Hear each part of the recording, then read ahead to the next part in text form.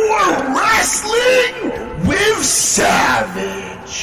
Hello? Anybody here? Oh, this must be where they're having Impact. Because it's like a drinking contest. Wrestling with Savage begins now.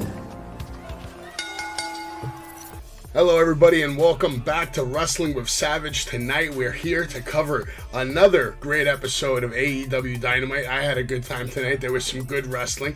I love that, again, tonight we turn on the TV and we just get right into wrestling right away. Professional wrestling for the first half of the show. It's coming live tonight from Maryland. We're here with Dave and we're here with Jay. We're here live. How are you guys doing tonight? Thank you for joining us. How you guys been? Well, Dave, how about you? What's new? We haven't seen you in a while. Dave's been missing in action. I guess he's been busy with that lifestyle, you know. He's like, you know, he's busy. Dave's busy. He's a family man. I'm just busy just man. A family man. He's here tonight though because obviously we all love AEW. We all love AEW, so if he watches it, he's going to be here to talk about it. As long as Miami's not playing, we're pretty safe that Dave's going to be here. Though. Yeah? How'd they do? How'd they do? Is it going to matter? We can get into basketball for a couple of seconds. Do you really think the Heat are going to win the NBA Finals this year? I'm going off wrestling for a second. If you don't like it, too bad. I believe they got a good chance. Now, I'm not going to say they're guaranteeing a championship, but they got a So good who's your chance pick to win the play championship this year? Right now, live on Wrestling with Savage. Who's your pick to win the NBA championship this year right now? Obviously, I'm picking the Heat. He's picking the Heat, baby. Jay, how about you? Who's your pick this year? Live, right here. Let's witness it. I'm going to go with the Suns. I want to see. He's going with the Suns. He's going with D-Book, Chris Paul, and the Phoenix Suns. I like it. All right. Well, here live on the Greek show, I'm going to guarantee you that the Milwaukee Bucks, Giannis Antetokounmpo, will repeat. And that's it. Let's get into Dynamite. Dynamite was a lot of fun tonight. It started off right away with that Adam Cole coming down to the ring. Bay Adam Cole, the new fucking supreme wrestler in the world. He's probably trying to take over the world, trying to take over that AEW championship. I like how he's injected into Dynamite and Rampage in almost every episode. I'm happy I'm going to get to see him live next week perform from Long Island, New York City. Right away, we get the Owen Hart tournament qualifying match between Bobby Fish and Jeff Hardy. And let me say what I'm going to say. And then, Dave, I'm going to go straight to you first. Since you haven't been on the show in a while, you're going to get your first take here on this match, your thoughts, and I want a grade. And I want it in a orderly fashion. Now, in my opinion, before you start us off, Jeff gained a lot of weight. Tonight, I noticed he came out with half face paint. He was taunting early. The crowd was split right away from the beginning. And honestly, I thought I was watching Matt Hardy instead of Jeff Hardy. There was a nasty bump I noticed from the dragon screw that Jeff took. Didn't look like he landed too well. Took another one to the noggin right away. For some reason, there was a random zoom shot of Darby and Sting. I guess they're spying on all the people that are in this fucking tournament, you know, smiling and, you know, just looking on. Honestly, in my opinion, this match was good. Fish took Hardy to the limit. He had a huge slam from the top rope that instantly got locked into a submission. That was probably the most impressive move in the match that I saw. But in my opinion, Jeff should not be doing his old school routine anymore. He's too slow. Just absolutely too slow. It's not that. He needs to reinvent himself the same way his brother has countless times.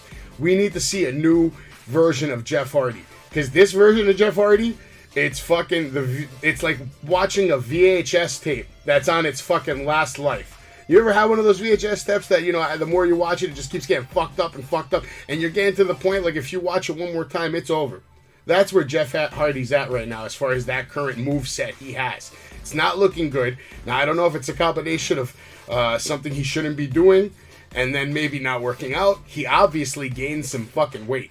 Like I said, I thought I was watching Matt Hardy for a second. Like, if I didn't see who got introduced and I came in the middle of the match and I just saw him from the back, I would have thought I was watching Matt Hardy, you know? At the end, Jeff somehow killed him with the swanton, picked up the fucking win. Overall, I'm rating this match a 2-star because Fish carried. And that's all I got to say about that. What do you think, Dave? Funny enough, you know, I thought I was seeing things, but Jeff did look like he was blown up in the match. There was points where he looked like he was breathing heavy, and I was shocked. I noticed it, and the fact that you called it out, kind of like pretty much guarantees the fact that I did see what I did see. So oh yeah, you saw it. There was certain parts of the match that was all right. It was what it was. It looked like a straight up bout, just 1-on-1, get through it. And Jeff was a little slow, and he's trying to live out his glory days. And it's just, I don't know, like, I see what he's trying to do, but at the same time, maybe try to go to another character. Maybe trying to bring out Willow or something with the half face. I'm not sure. Who knows? But for me, it was a standard match. I wasn't too excited about it. I liked the transition to the submission. That was cool. Yeah, that was the best part. That caught me off guard. I was surprised when I saw it. Well, if that's him showing Willow, cool. That's not a good start to Willow. I'll say that. It's not. I'm trying to bring an upside to it. Yeah. It wasn't much to look up at except look at him trying to climb the ropes in like a very slow fucking way. I mean, I love Jeff and Matt Hardy. Like, I idolize them. They're like heroes of mine from my childhood. They gave me memories I'll never forget. Some of the best matches ever. But to see them slowly diminishing like this in front of me, but then he still gets the win. I think they just felt bad for him, over the past couple of weeks. He's probably been getting bashed online. Dude, I think the only reason he won is because it's going to be with Darby. So, they're trying to compare the whole Enigma thing, and so that's probably why they went to that direction. I'm hoping that this is some way a storyline that's going to turn around the whole Hardy faction, and maybe they're just going to completely reinvent themselves, and maybe we get some good creative out of this from Matt, because I think Matt's very funny. So I don't know. I hope I see more things from them other than wrestling. Well, for me, I'm kind of in the same as you. I gave it a 2.5. But 2.5. I'm pretty much in the same boat. Okay. Jay, how about you? Yeah. I hate to say it, but for every Hardy fan out there, his career is officially over. And tonight was a prime example.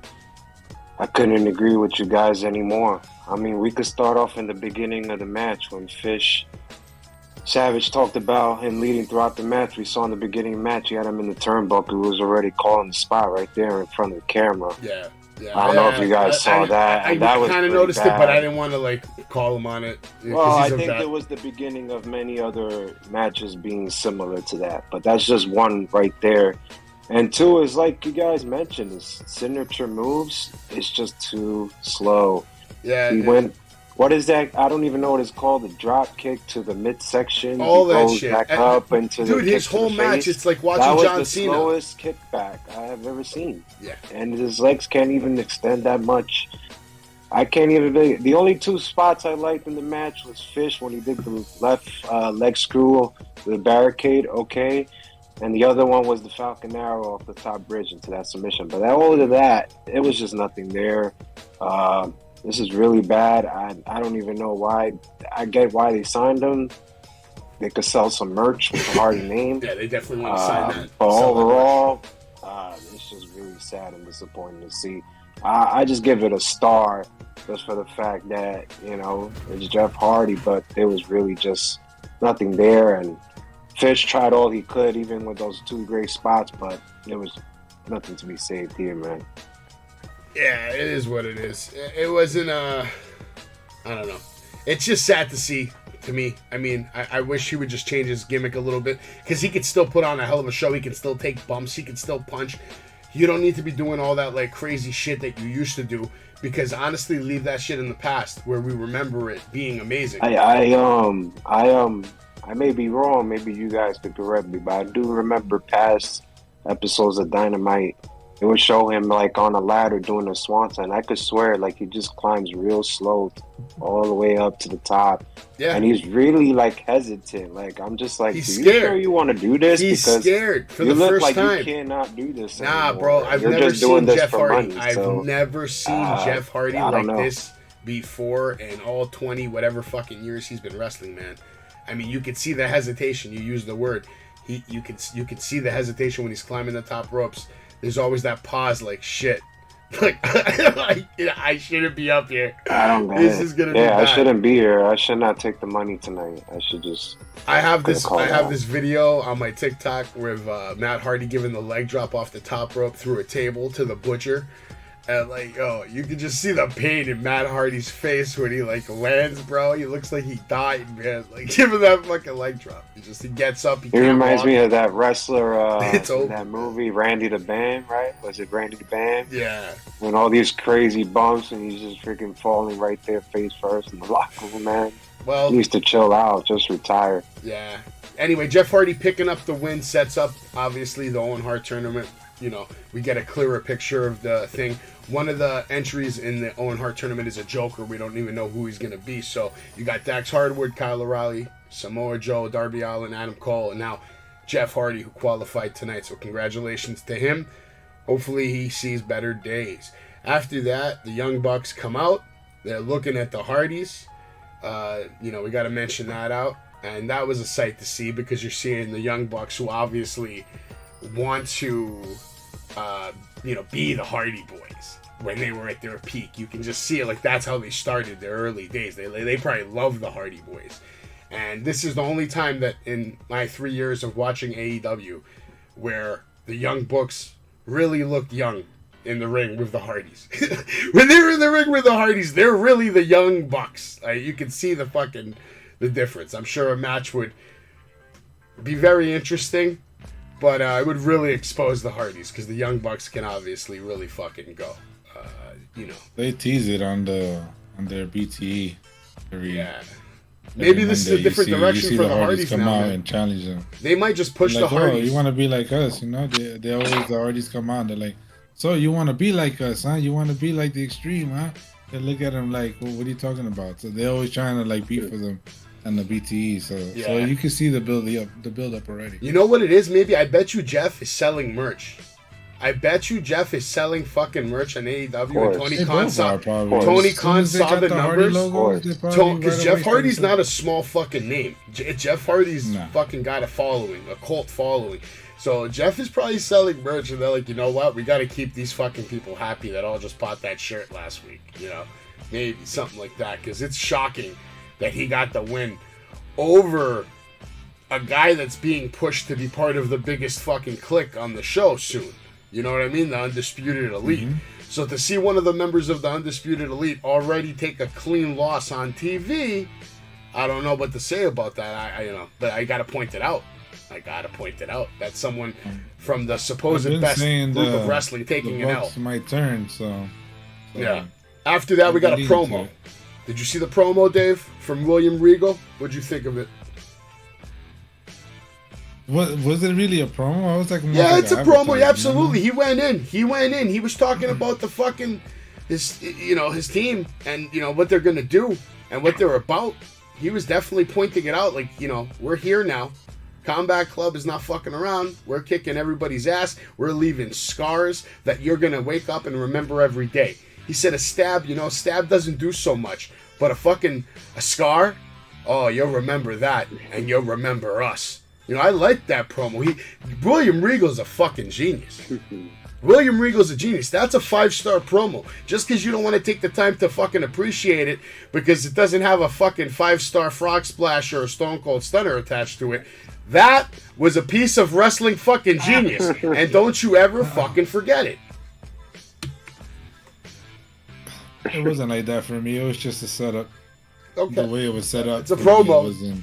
I think I would have enjoyed it more if it was something in the ring. Yeah. Hold on. So.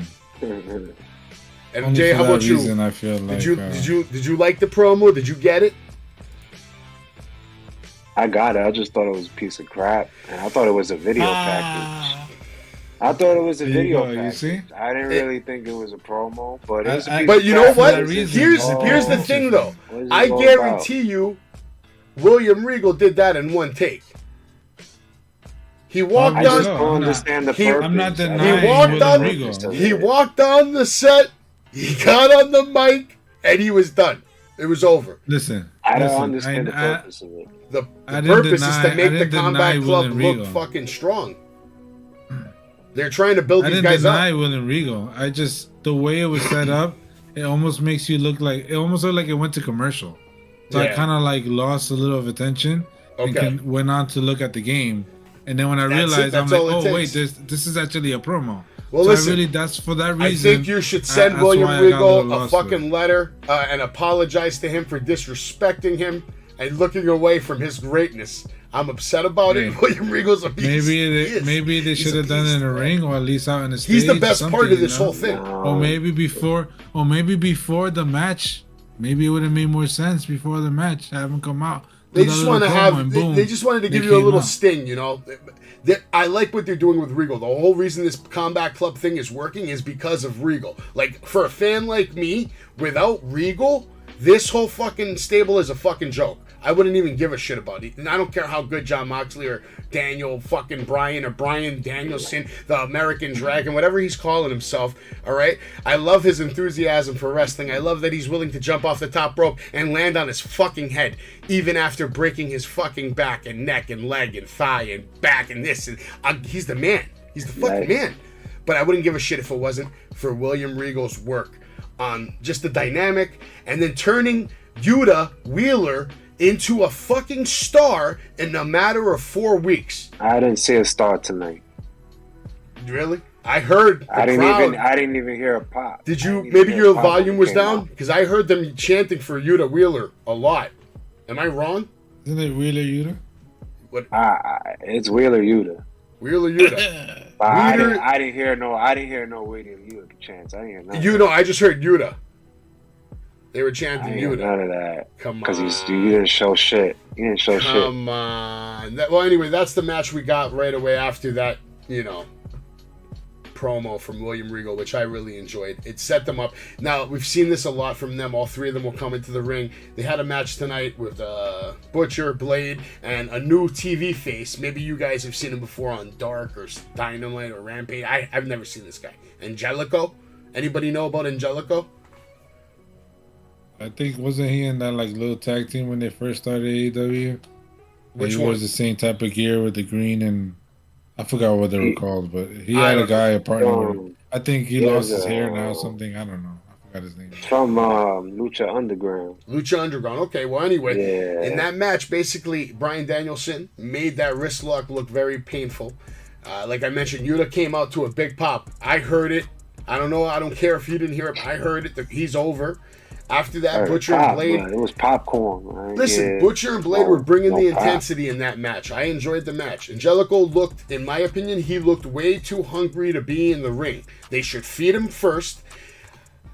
Honestly, they should feed him a little bit before putting that man on TV, man. He looked like he was legitimately fucking hungry. Like he could have ate a good steak, or some potatoes. He looked like he was hungry. I don't know.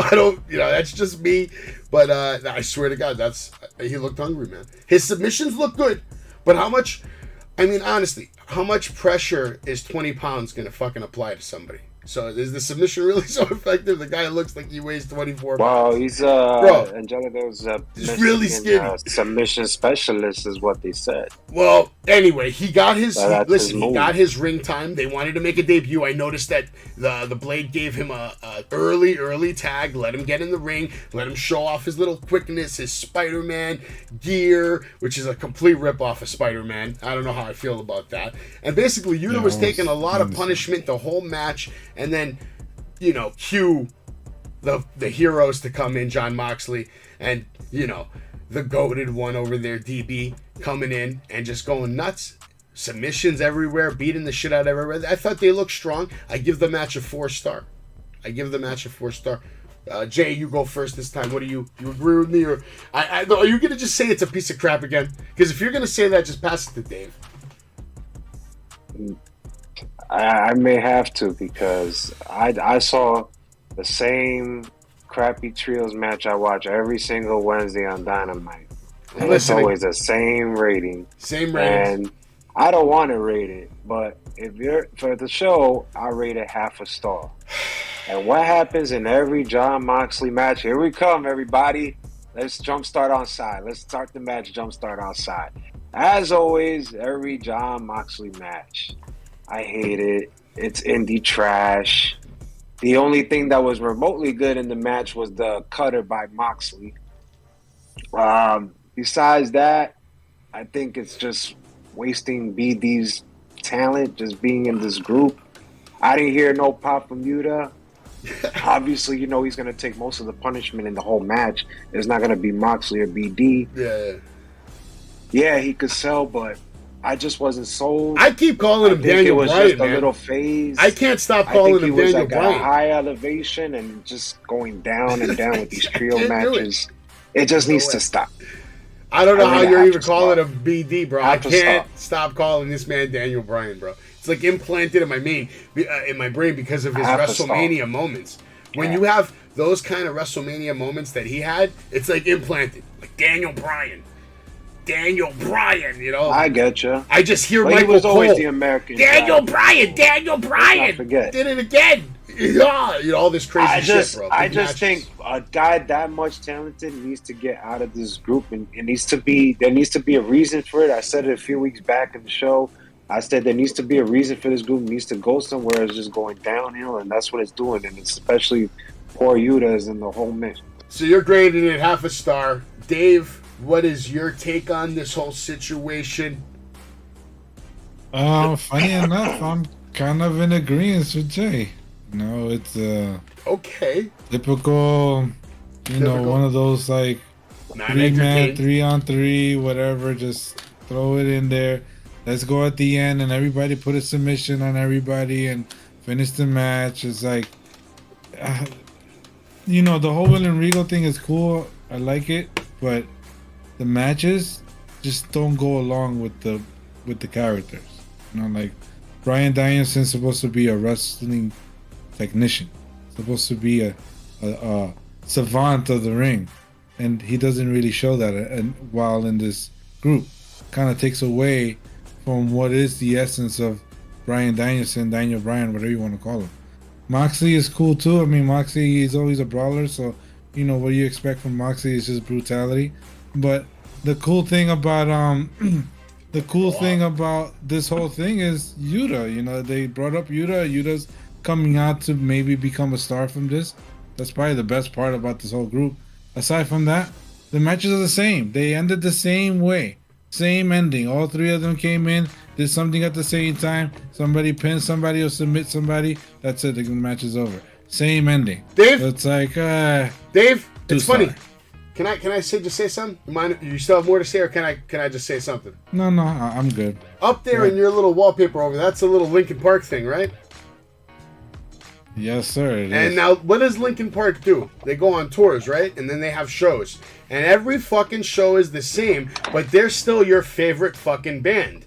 And that's what these guys are. They're a band, and they're putting on a show for a reason. And there's a reason why the number 3 is very important.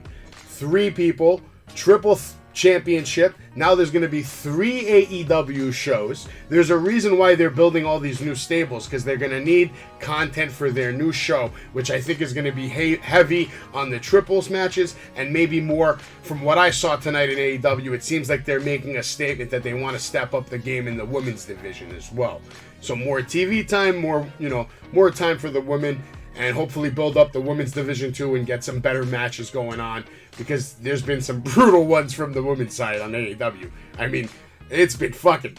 There's some really good ones, but then there's like a whole section of just botch mania fucking kind of worthy matches that we've seen over the, last few years. After that, we had an interview with Tony Schiavone, with Tony Stark and Powerhouse Hobbs, who are quickly interrupted by Jurassic Express and Christian. Jungle Boy wants a shot for the FTW title, and for some reason he calls Tony Stark spicy. Guys, have anybody that wants to just chime in? Any thoughts? By the way, it's Ricky Starks. Ricky Starks? It's not Tony Stark? not Tony Stark. Yeah, it's all not right. Iron Man, bro. Ricky, maybe he would be a good Tony Stark. You never know. Maybe one day, if he wrestles hard enough, long enough, he might turn into a little baby Rock, get a little role somewhere, doing something. But for now, yeah, okay. Mr. Stark over there. What do you think? Is he spicy? What is Jungle Boy talking about? Jungle Boy sounded like a dumbass. I don't know. Yeah, I did not like the promo at all. Right. It was very forced. Are you gonna? And just didn't like the idea of it. I don't know. All right, and I don't Jake, get it. You know. The next promo we had was another interview with Keith Lee and Swerve, where they say you will swerve in our glory. So obviously there's a new tag team, I guess, right?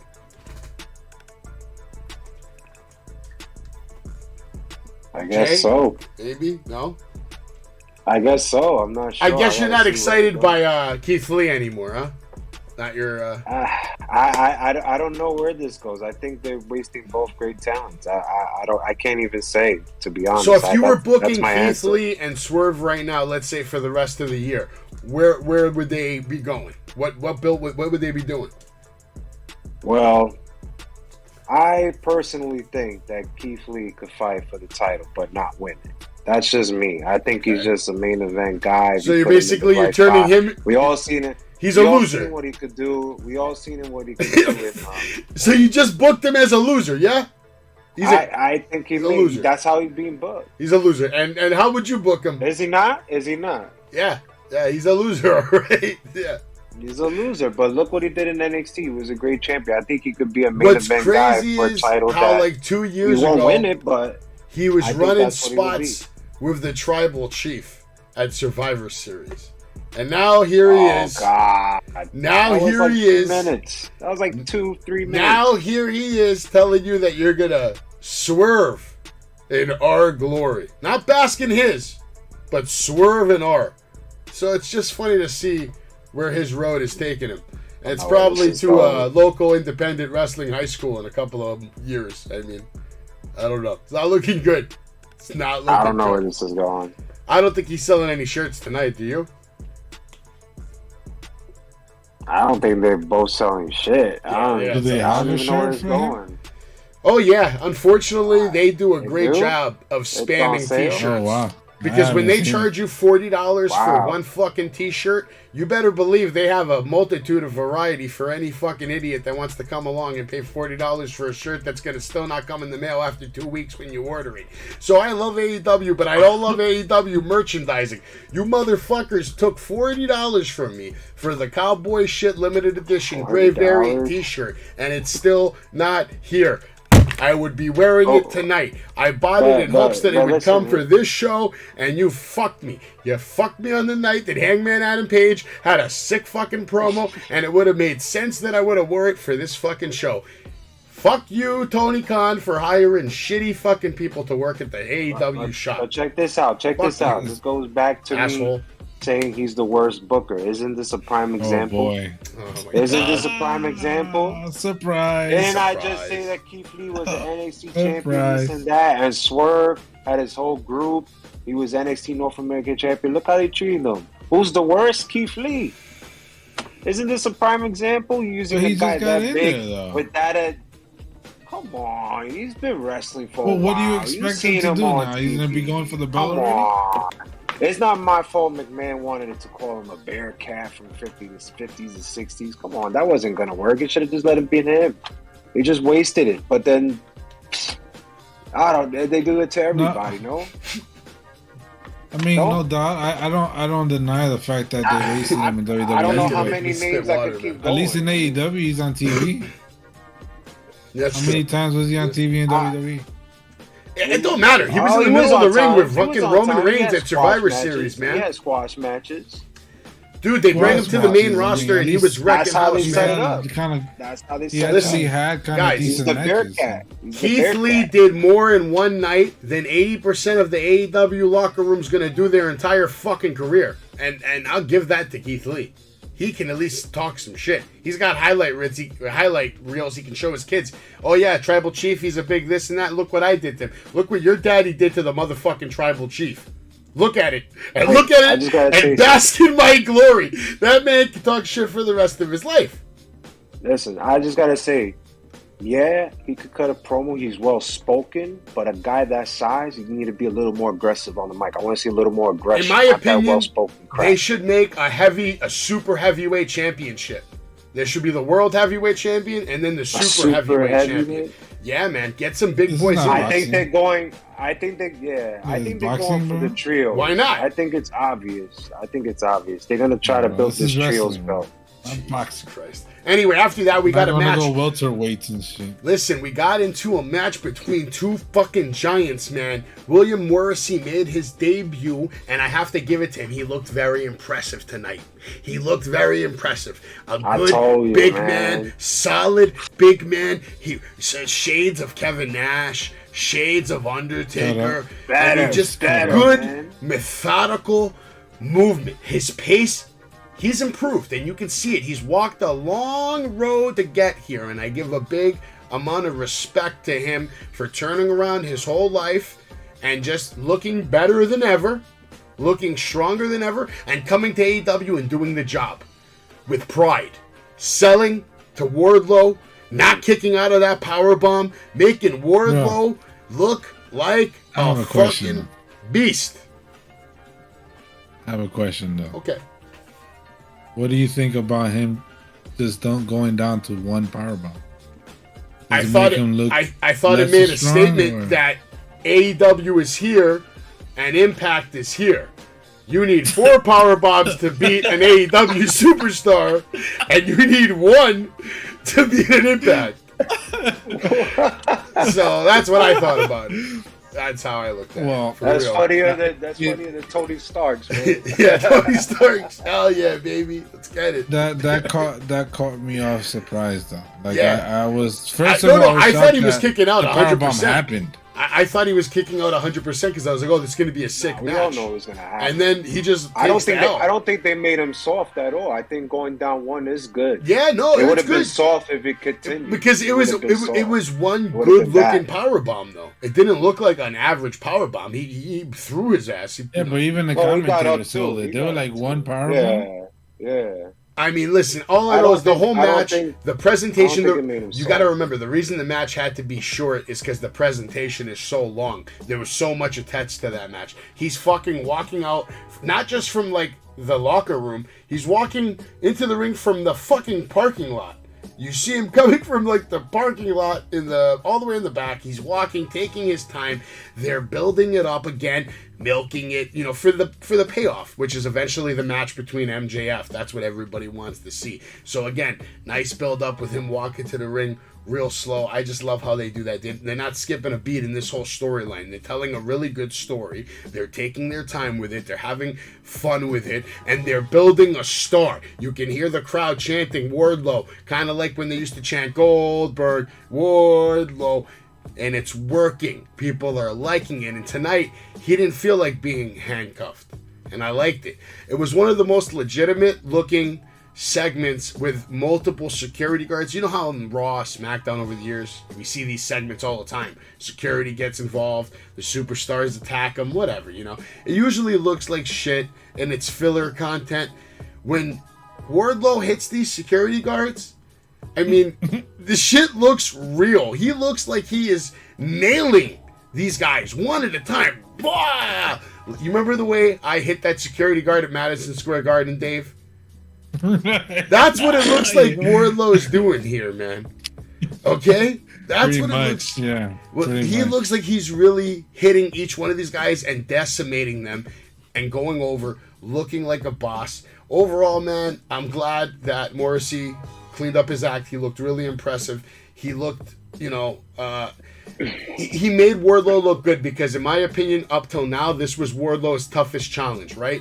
This had to be his maybe toughest challenge because it was a mystery opponent. You can't prepare. You don't know who it is. And then this just, he's a veteran at this point. He's been in the business a long time. He's done his thing. He's made his money. He's sold his merch, put asses in seats. And you can't teach that. They're probably not going to bring Enzo. Quick question. Do you guys want to see Enzo in AEW or no? I know Jose's going to say no. Jay's going to say no right away, right? Come on. That's a dumb question to ask me, man. You don't even want to see him as a manager, maybe? On the mic, just talking like a Heyman? Come on, man. I don't know. Didn't he recently go hard to try to be like wrestler now? I don't know. I don't keep up with him too much because it's always he just always talks a lot of shit. He goes on a little too long. I can't keep up with it. Yeah, I've heard him. He's a high risk, man. I don't need a high risk. High risk.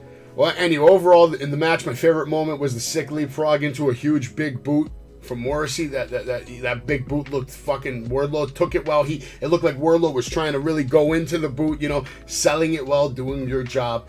Like I said, very impressive. Glad he cleaned up his act. There was a lot of real intensity in this match. Overall, I gave this a 5-star match because it had the hype, it had the build-up. I was happy, excited all week. Even though we knew who it was going to be, it was still supposed to be like a surprise.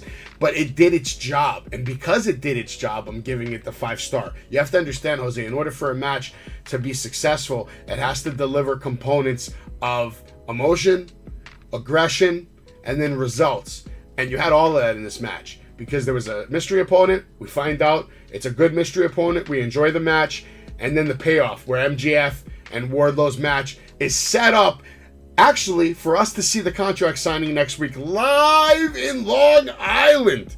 You should be so excited that I rated this a 5-star. And Jay, I want to know your grade right now. Just give me the grade first before you say anything. What's the grade? And then go off. Okay.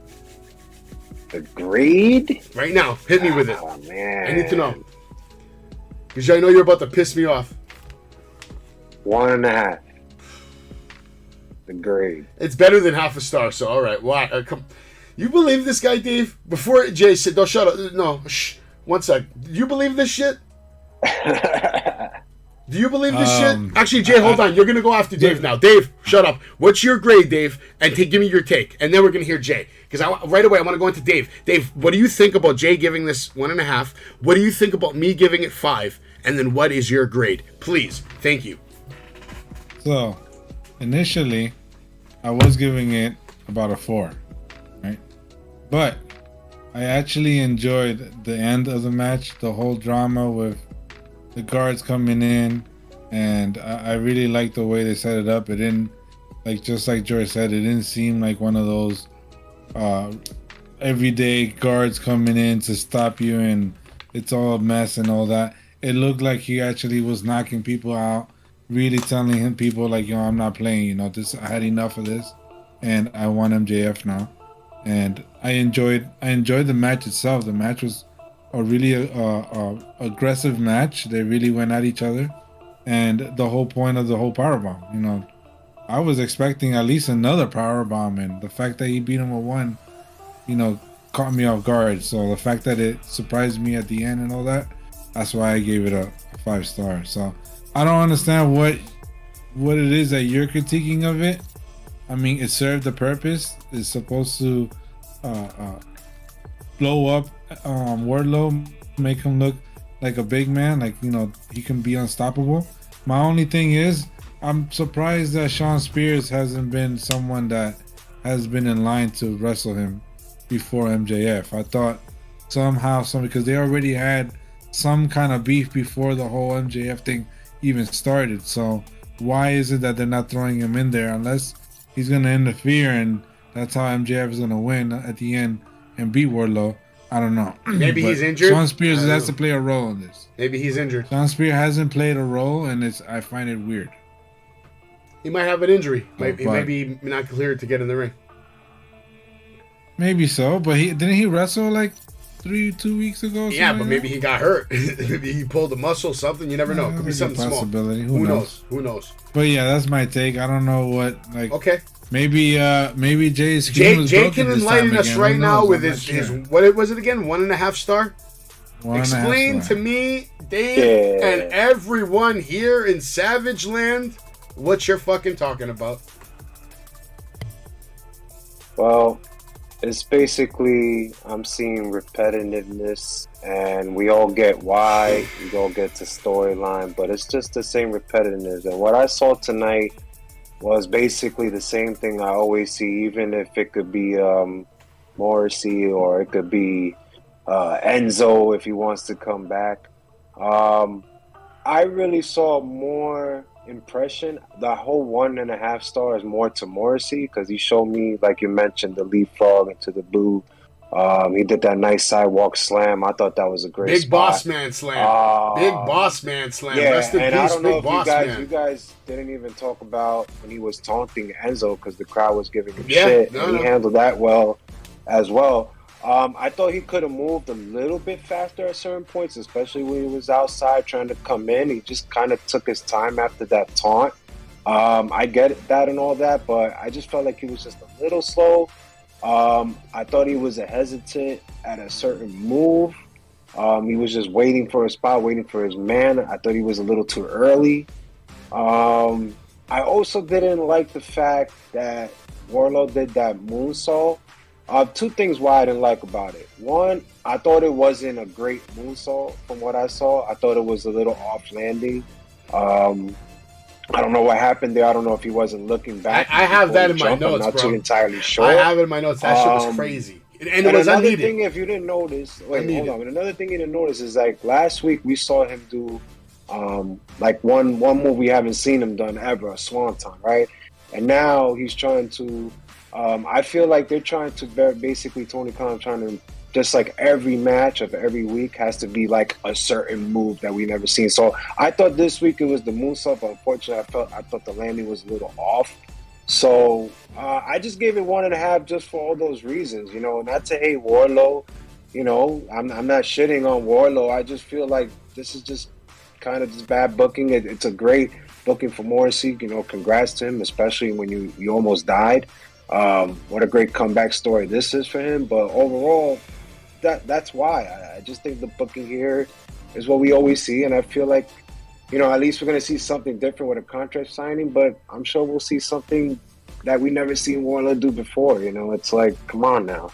Like, shouldn't we be saving this for the tonight, big main event with MJF to make it go? Like 100%. But tonight you got to see Wardlow do something different, which was attack all the security guards. To me, I'm giving it a 5-star because overall, I liked the pace. I thought it had a nice methodical pace. It reminded me of an old school WWF classic big man match.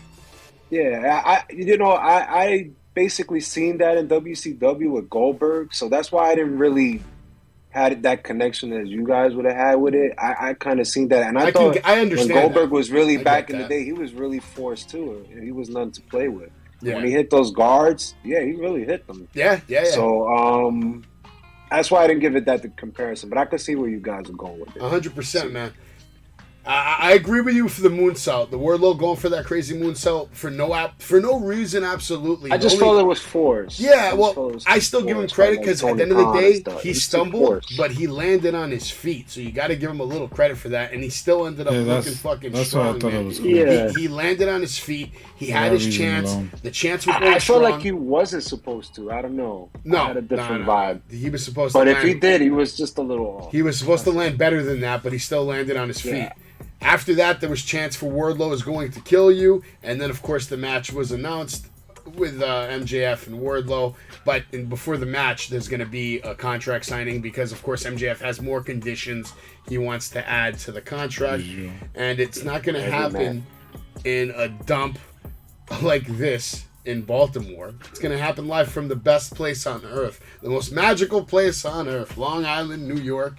And me and Jay will be there live. We'll be there live, which is going to be awesome. Long Island being magical, but okay. Oh, it's fucking magical. Don't fucking hate on it, Dave. All right? Don't hate on Long Island, man. Shots fired. After that, we had an interview with Ruby Soho, Toni Storm. Toni Storm's actually looking impressive, just standing there. She looked like the only woman in that group that would kick the shit out of the other three. Honestly, she looked like she could actually beat the shit out of those girls standing next to all of them.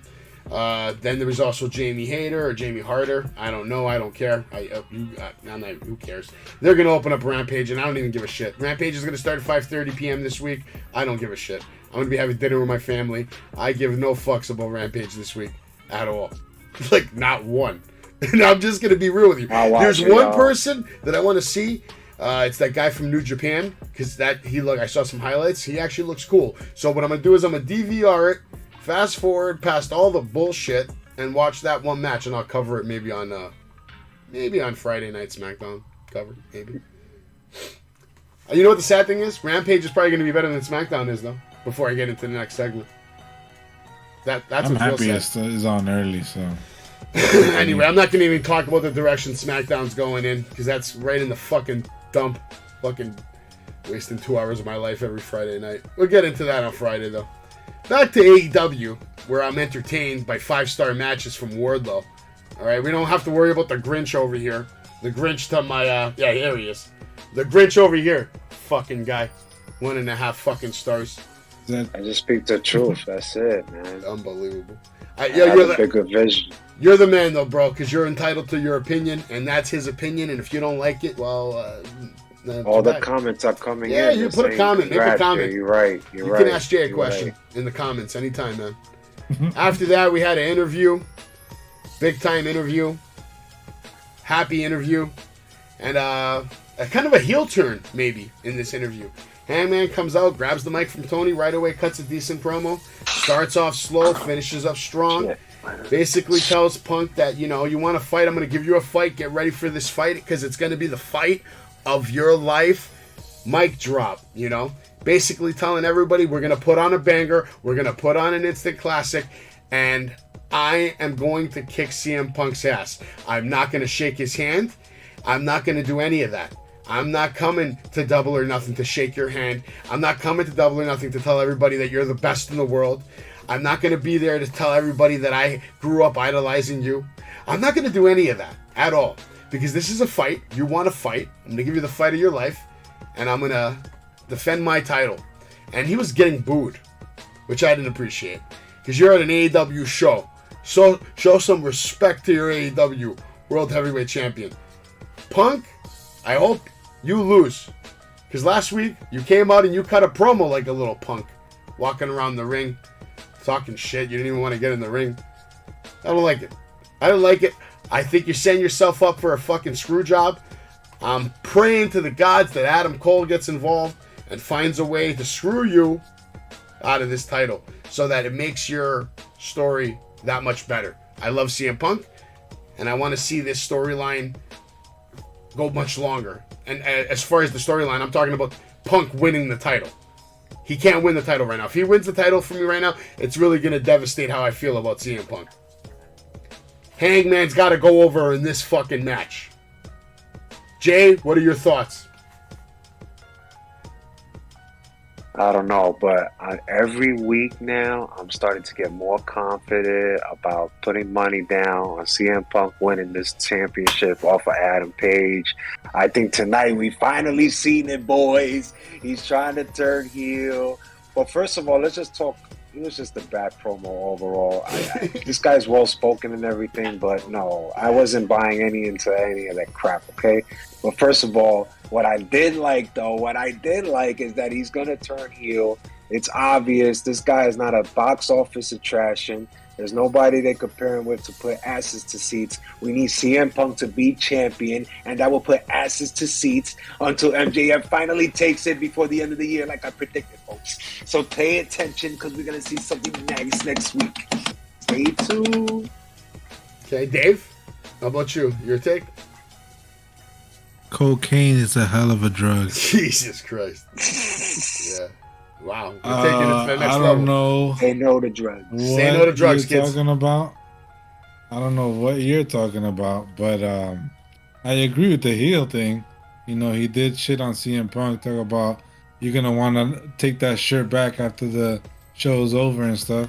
I did like that, but the way he spoke in that promo, it gave me the vibe like he's going to whoop CM Punk's ass. And Adam Cole maybe interfere or something, because it won't make sense for CM Punk to lose straight up. But I can see Adam Page now, like, literally whooping his ass right now. So you're Just picking promos. Adam Cole, Hangman Adam Page to win the match? It's too many Adams. Well, I've been said it don't make sense CM Punk winning right now. Well, I'm definitely picking Hangman too, but I think there's a possibility that Hangman is going to be part of the Undisputed Elite. That's what I think is going to happen. I think he's the worst. Adam Cole's going to just help do the job. Wasn't it like that in Japan? Listen, that's what I'm calling right now. And then it's going to go a long storyline where Adam Cole's eventually going to screw Hangman out of that championship and then kick him out of the club or whatever. 100%. Nah. No? Home by. No, That's where man, it's going, this is because it. I'm then you telling still folks, leave pay Hangman attention, whenever they man. decide to finally take the title He off is Hangman. the worst. Listen, as champion, he's the worst box office attraction since Kevin Nash holding the belt in WWF. Nah, that's going too far, bro. That's right type there. 1 disrespectful. Nash and if is you ever here, come with me, he's right if you ever here. come That's with why me they to took meet the belt Hangman off Adam Nash. Page, They I'm couldn't gonna put fucking acid tell to him. seats, I'm baby. gonna He's fucking right tell here. him. He's I am right gonna there. tell him that you said that. Tell him it's on live right now. Yeah, I'm not even. It's right here. He's not gonna sign your literally shit, a man. tie. You're gonna wait for him 3 hours. He's gonna wait for Hangman for 3 fucking hours, and Hangman's not gonna sign his shit because I'm gonna tell him what he just said. Hey man, I got live, funk. and we're gonna live stream it. it. Hangman shirt? Me? I just thought it was okay. No, Jay. My Hangman shirt. I thought it was okay. Oh, it was a Bullet Club, and those shirts are retired. It's limited edition, baby. You know what I'm Oh saying? no, not that one. I'm just saying. I thought you said one time you did. Oh nah, I didn't say I was gonna buy. I thought it was okay. I thought what you guys thought about it. Anyway, let's move on. After that, we had an interview with Jay Lethal, his manager, and Sting again, promoting Rampage, talking a little shit. Whatever, it was okay, more of the same. The little man, his manager, cut a tight promo. He had some intensity in his eyes, had his pencil in his ear. I can't remember his name, so I'd like to remember his name now. You guys know who I'm talking about? Who's Jay's manager? Spanish guy?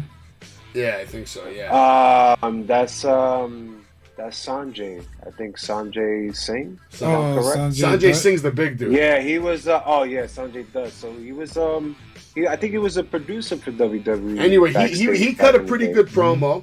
Jay always cuts a good promo. After that, we're going right into a match between Chris Jericho versus Santana. The match starts off outside by Santana attacking Jericho during his entrance, cutting off his little sing-along early. Quickly, the cameraman was killing it. I love the camera work for this match. I wish they would do more things like this for matches. Having that camera right there up close next to these wrestlers, hearing the punishment, hearing the cries, the battle fucking cries. I liked it, man. It was good. Then you see Jericho taking the camera. Santana, classic, like the old school Rock, putting the fingers up on the camera. You know, he beat the shit out of Jericho. And I like because Jericho's rebranding himself as someone that you want to see get beat up. You know what I mean? He's trying to be the biggest ultimate asshole so that when he gets the beat up, everybody likes to see it, man. Jericho's great at selling. He did a tremendous job of rebranding his character once again to someone that people want to see get hurt. Jericho won the match with a low blow off some interference. Overall, I gave it a 3-star just because Jericho's a superstar. And what did you think, Dave, on this match? I'm sure you didn't like it. You probably liked the beginning.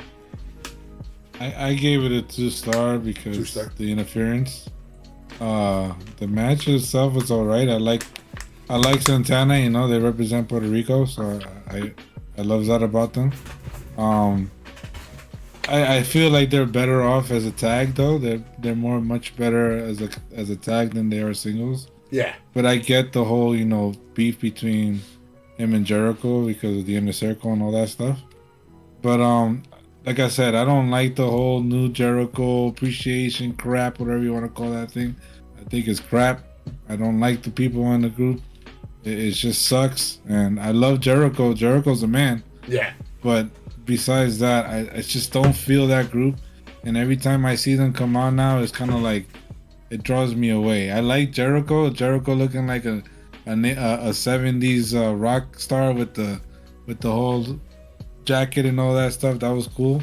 But aside from that, the group just kills me, and I just don't enjoy it anymore. I love Jericho, but that's pretty much it. Yeah, the Inner Circle was definitely a way better fucking group, more situated for big time moments. I mean, I still like seeing Swagger, but he doesn't do nothing though. He just stands there. Yeah, but he still looks like a badass though. I mean, and Jericho's the man. The other guys, whatever.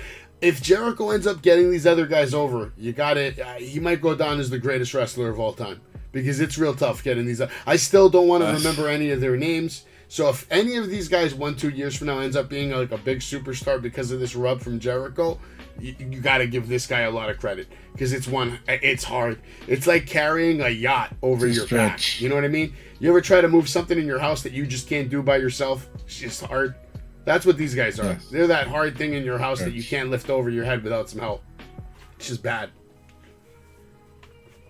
But Jericho's the man. Jay, what is your take on this? I'm sure right away. I already know, but go ahead. Tell everybody. 1 star. Basically, everybody has a place in wrestling, and we just see that Santana and Ortiz cannot be by themselves as single stars. So they're better off as tag team. But obviously, we haven't seen that in, I can't recall, in the last 6 to 12 months. I'm not so sure. We always see them in trios matches or 4-way or 8-man tags, and it's just really sad to waste 2 guys from the Bronx wasting their talent from where they came from. They didn't have an easy way of coming up.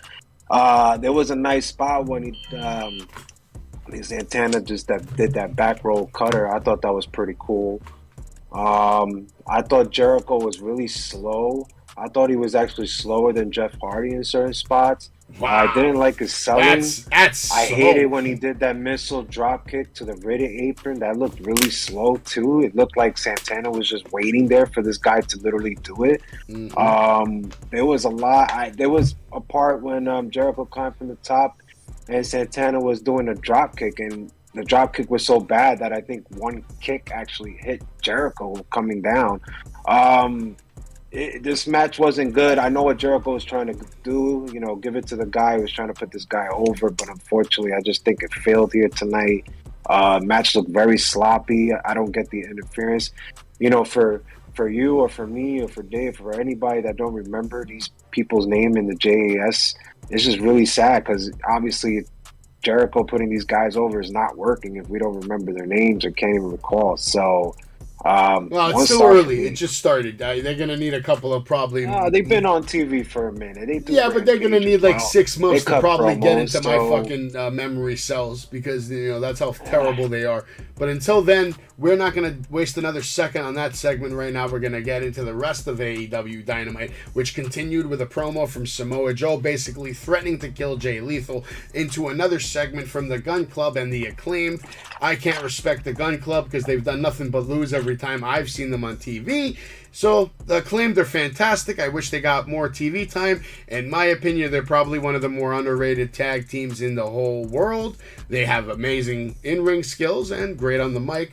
But, anyway, after that we got another promo from the second half of Dynamite was promo loaded.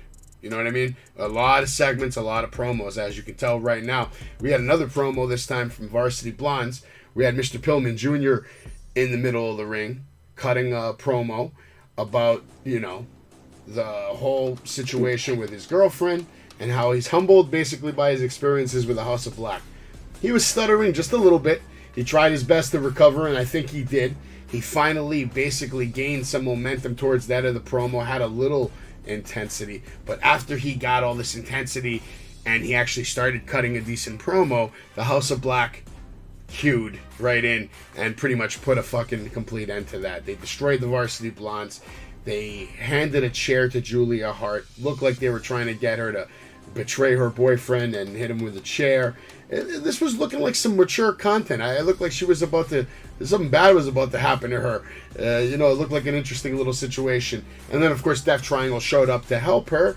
And that's how that whole segment pretty much finished. I thought it was a decent promo from Pillman, but only like the last half of it. The beginning, you can see he was scared a little bit, nervous. I think he was definitely nervous.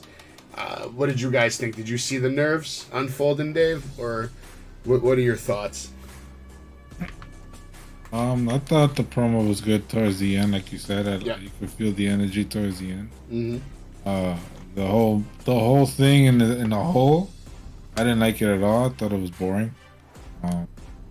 You can see obviously the whole thing with the girl turning because her face is all painted on her left side or something. Yeah. So it's obvious. And when the triangle came out, whatever they came out like what, 10 minutes after everything happened. It's like, why do you even come out now? You should have came out from the very moment. What if they were in the parking lot in the bus and they were like, playing a poker game, and then all of a sudden some come banging on the door? Hey, the Hart girl, give them a break, man. I mean, maybe they didn't give a shit about the show. They were having a good time in the back. Give them a break. That triangle, man. That is bullshit. All right, it's bullshit. Okay. They always do. Like, listen, AEW, when it comes to people coming out to the rescue, I swear AEW is like the slowest ones. They come out after the person has been beat down, bloodied, and everything, and then they come out. Oh, let me help you now. I never understood that with AEW. I don't know why. They always do it Listen, a lot. that's lack of experience. I mean, these shows are not easy to pull off live every week, and considering they were never doing it for a long time, I give them a lot of credit for a lot of their production value. I mean, you're right, they do fuck up. No lie about it, but it's lack of experience. Being live is rough. But come on, this is like 101 wrestling. Wrestling. What do you mean? My wife could come in here right now and Interference. bash me in the head with a fucking pillow, and we're live. There's nothing I'm doing about it.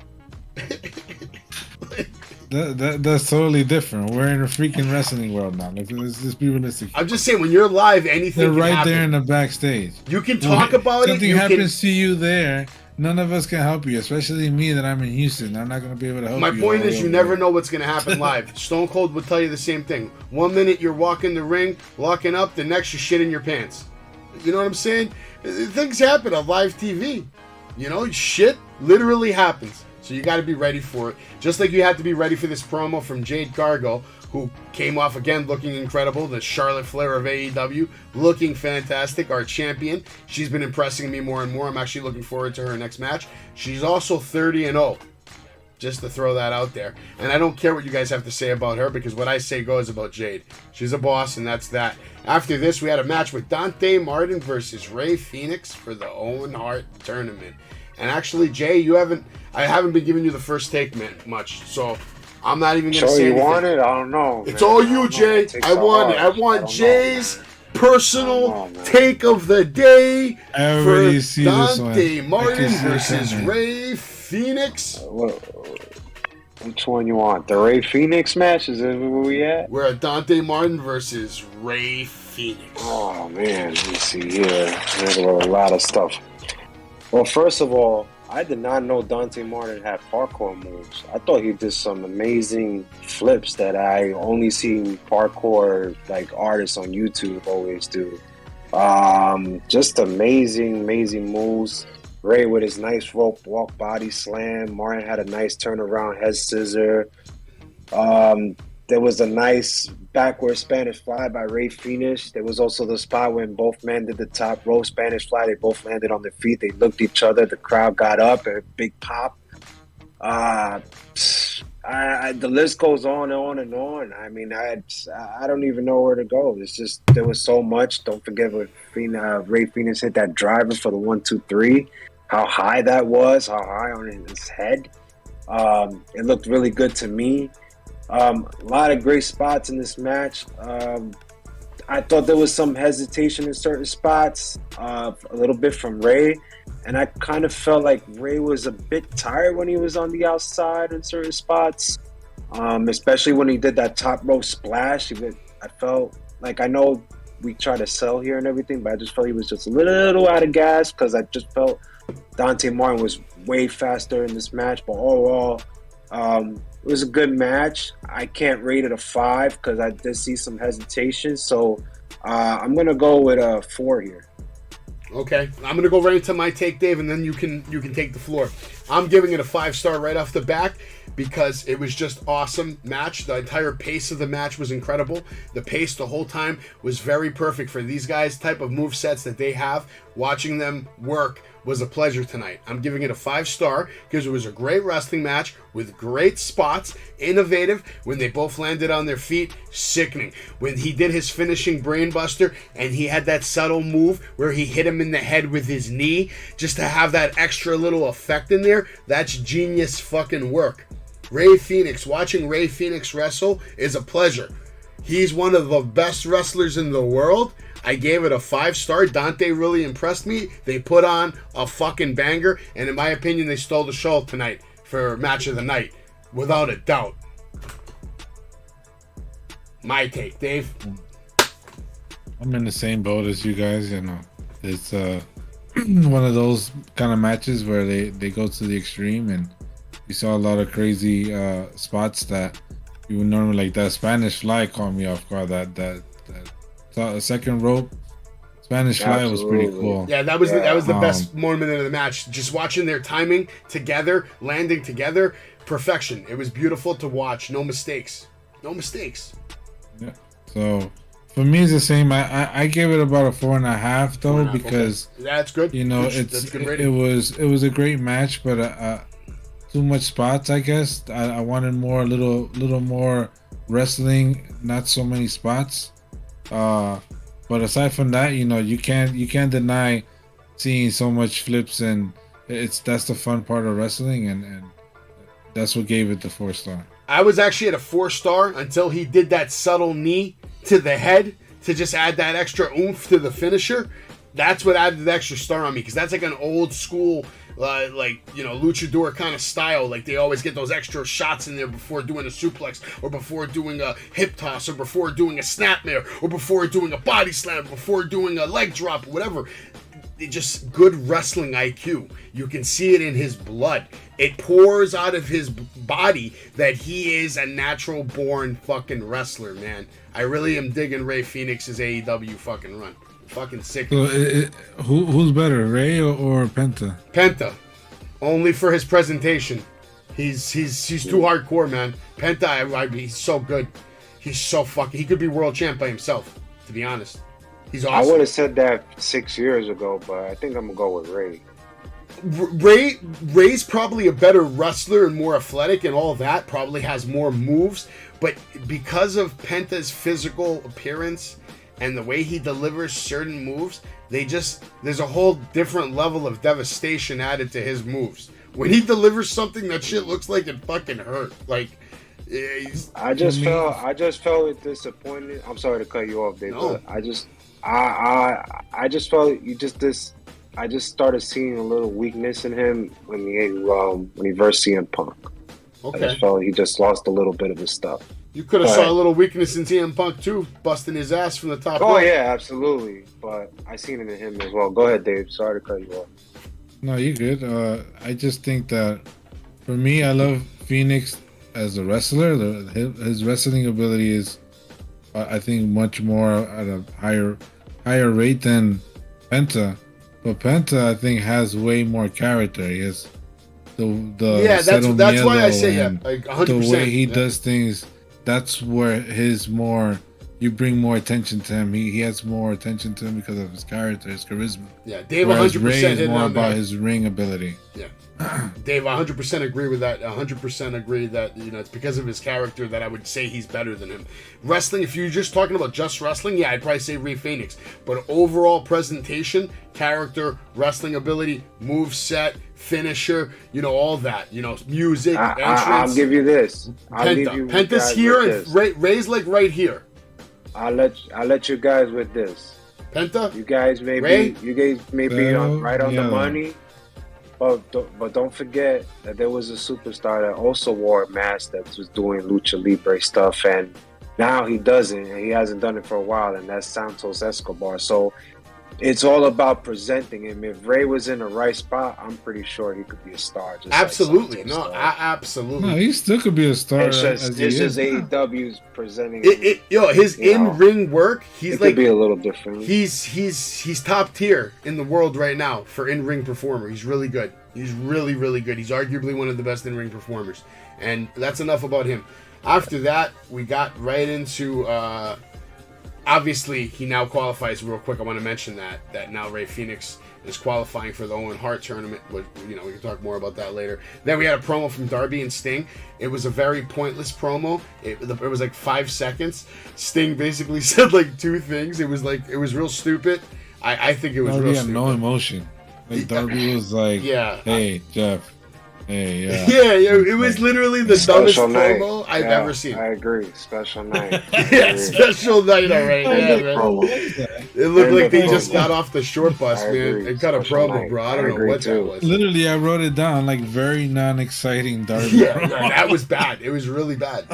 Whatever. After that, we had a good segment, a big-time segment from Thunder Rosa. Big promo. She came out to defend women's wrestling, talk about women wrestling, and, basically talk about how she's the best women's wrestler in the world. She wants to make this the best women's division in the world. She was talking a lot of high things about women's wrestling. So they're going to have to deliver with that because they don't really have the deepest talent for women's roster. They have probably 5, 6 legitimate, female wrestlers that can go and put on a 20, 30-minute banger.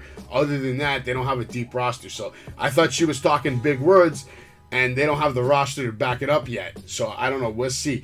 Other than that, the promo came off good. I was glad to see Thunder Rosa get some more TV time, because I haven't seen her get, she's had big matches and stuff, but you don't really see a lot of her promo time. They gave her a nice chunk of promo time today to show her off, and then of course set up the whole thing with Serena. I'm not a big Serena fan because I don't really know of her that well. I really haven't watched a lot of matches. I'm not going to sit here and talk about her and say I know what she's all about. I have to do my research, do my homework, find out what she's about, because she was talking a big game too. Do you guys know of Serena and her work? Anybody? Jay? I know you're a wrestling savant. Do you... She trains the women in the AEW roster in the back, so... That doesn't... That sounds like she's bad, then. Well, nah, she just has experience, and, you can see that she's very old. She's not in her 28 or 27 like most of these AEW roster girls. But come on, let's face it, what money besides Britt Baker are you going to put Thunder Rosa against? So I mean, I'll let you finish your take, but I'll just leave it like that. There was a lot of talking. What do you think about Thunder saying that she went 8 years ago to go see this Serena Deeb and she was her inspiration? I was like, I didn't even know Serena Deeb till a year or two ago. I personally know she's a trainer. But I had some sources that were actually in the arena, and they said that Thunder Rosa was reading off cue cards.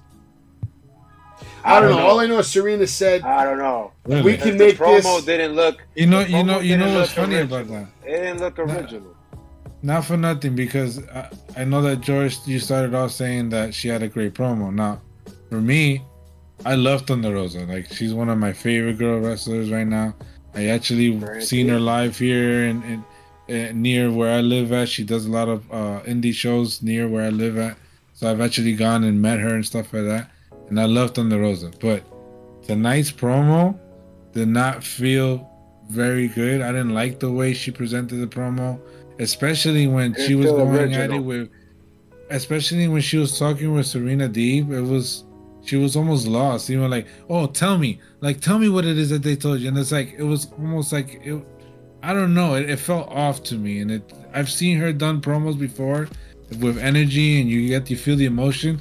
This one, it didn't feel emotional to me. It just felt let's do this. Let's get this about the women, and we're the greatest women. So bizarre.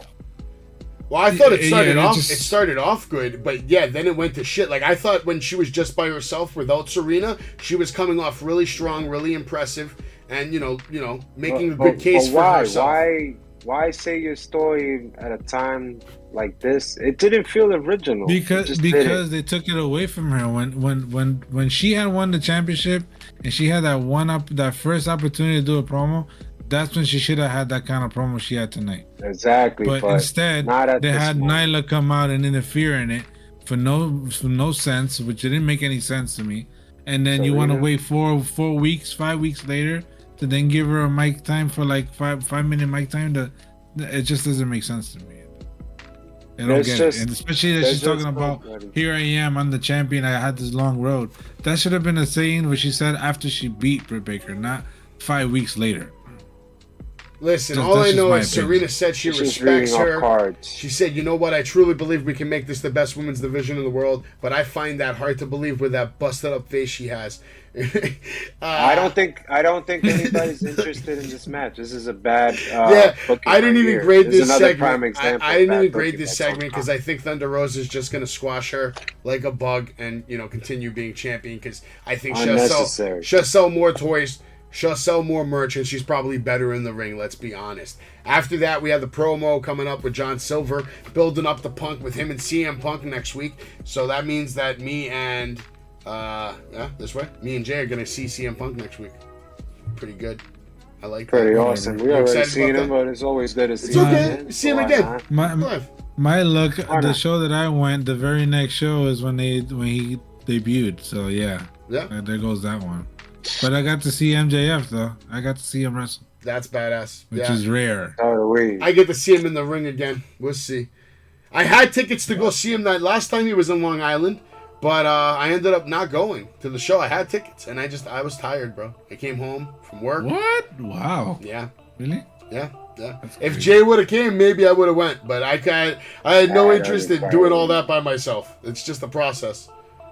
Next week, Redemption. Next week, Redemption for sure. AEW Dynamite coming up. And with that, we're going right into the main event of the night, which kind of shocked me. I didn't even see this one coming. I didn't hear about it. I didn't read about it. Nobody told me about it. We had an undisputed Ring of Honor. I didn't remember it. That's how irrelevant it is. We had an undisputed Ring of Honor World Championship unification match between Mercedes Martinez and Deonna Purrazzo.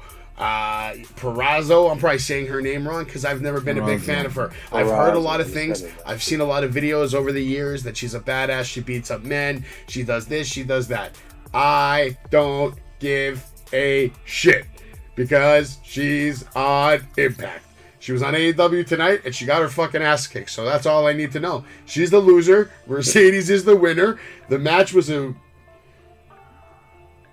don't know. It wasn't good. I didn't like it. She didn't want to shake her hand. All I'll say is that she didn't want to shake her hand in the beginning of the match. She shook her hand at the end of the match. Mercedes became the one undisputed Ring of Honor champion, held up the belt. She was on her knees. And AEW went off the air. And I don't know. I wasn't too impressed with the match. Jay, I'll let you take first take because I know you love Deonna. She's probably one of the greatest wrestlers we know right now.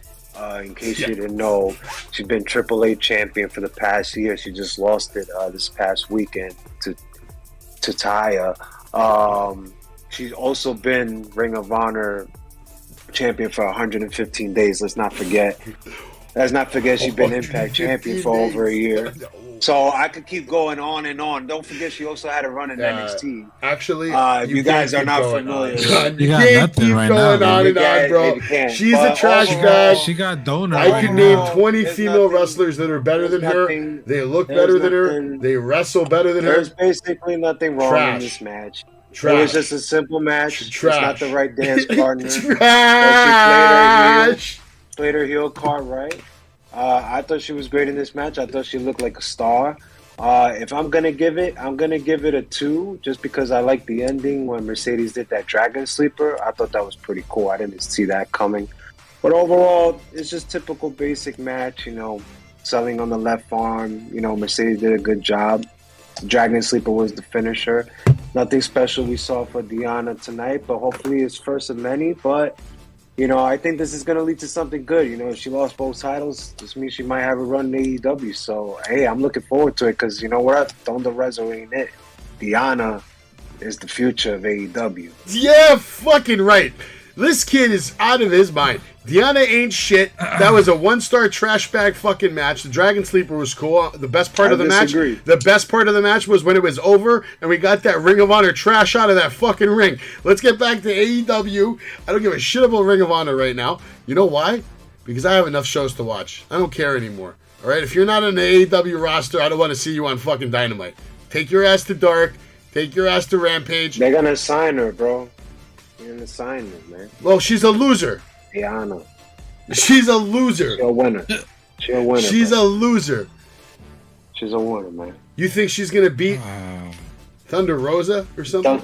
Hell yeah. We don't need that. She reads off cue cards. That's what they told me. They're like, yo, she's reading off a cue card. I felt it too. That promo was not original. It wasn't. It was unnecessary. It was bizarre. It was bizarre that Serena came out. For God's sakes, you're like 45. You're a trainer. What the hell are you wrestling for the belt?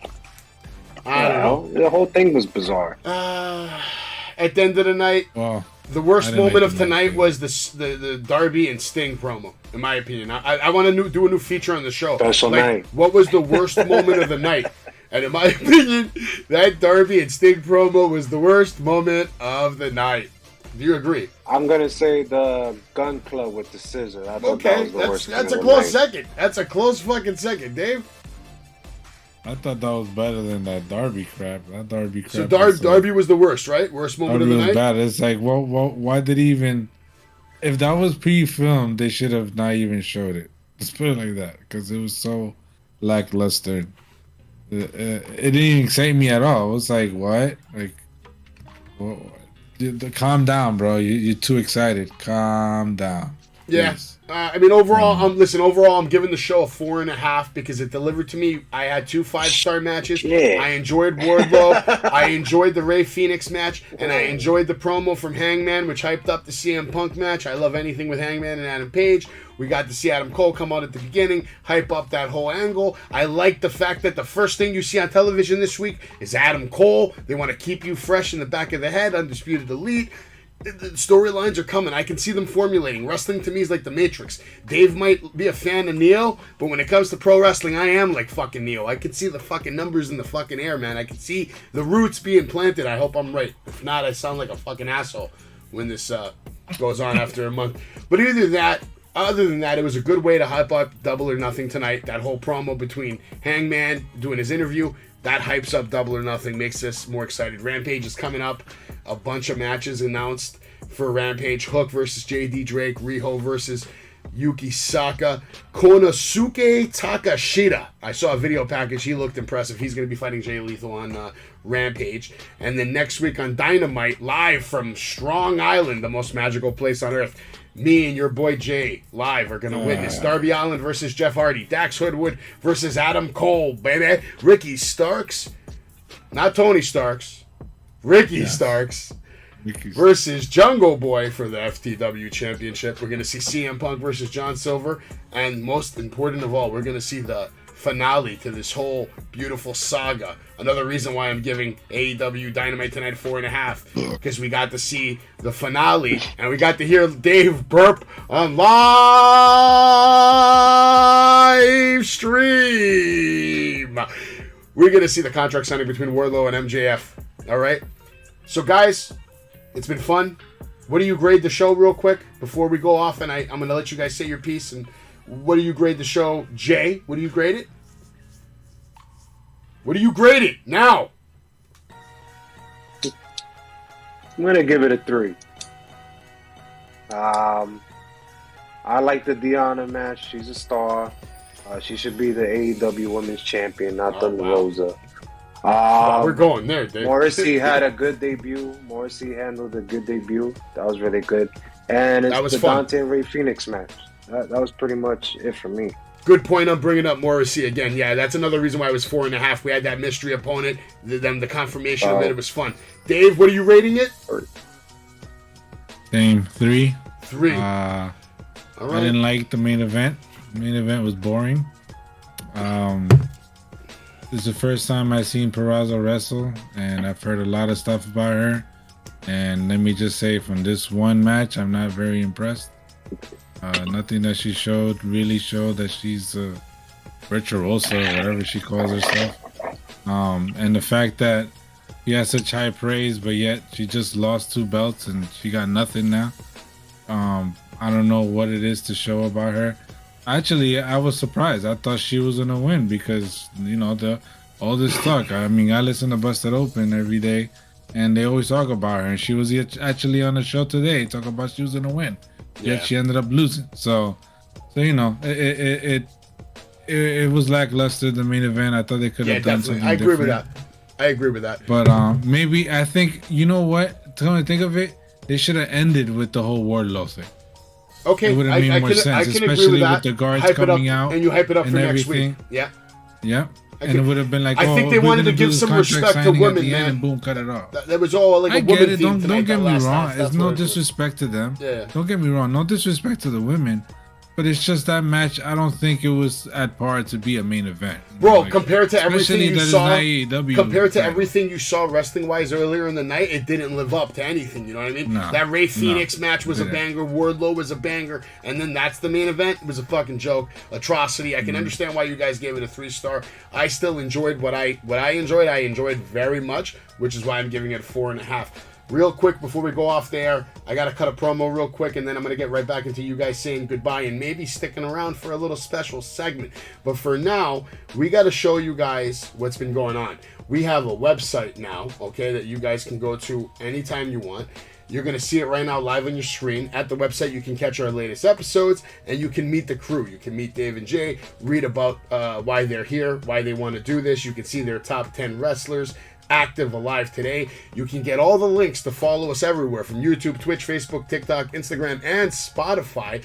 And then, of course, you can follow my schedule when we're going to go live, what we're going to do. You can also see all the weekly shows from the past. And most importantly of all, a new feature. The shop is just getting started. I'm going to be working on some special merchandise for myself, for Jay, for Dave. You can see here we got a few t-shirts on there. My personal favorite right now is the Just Stun It t-shirt, which you can see right here. It's beautiful. Just Stun It.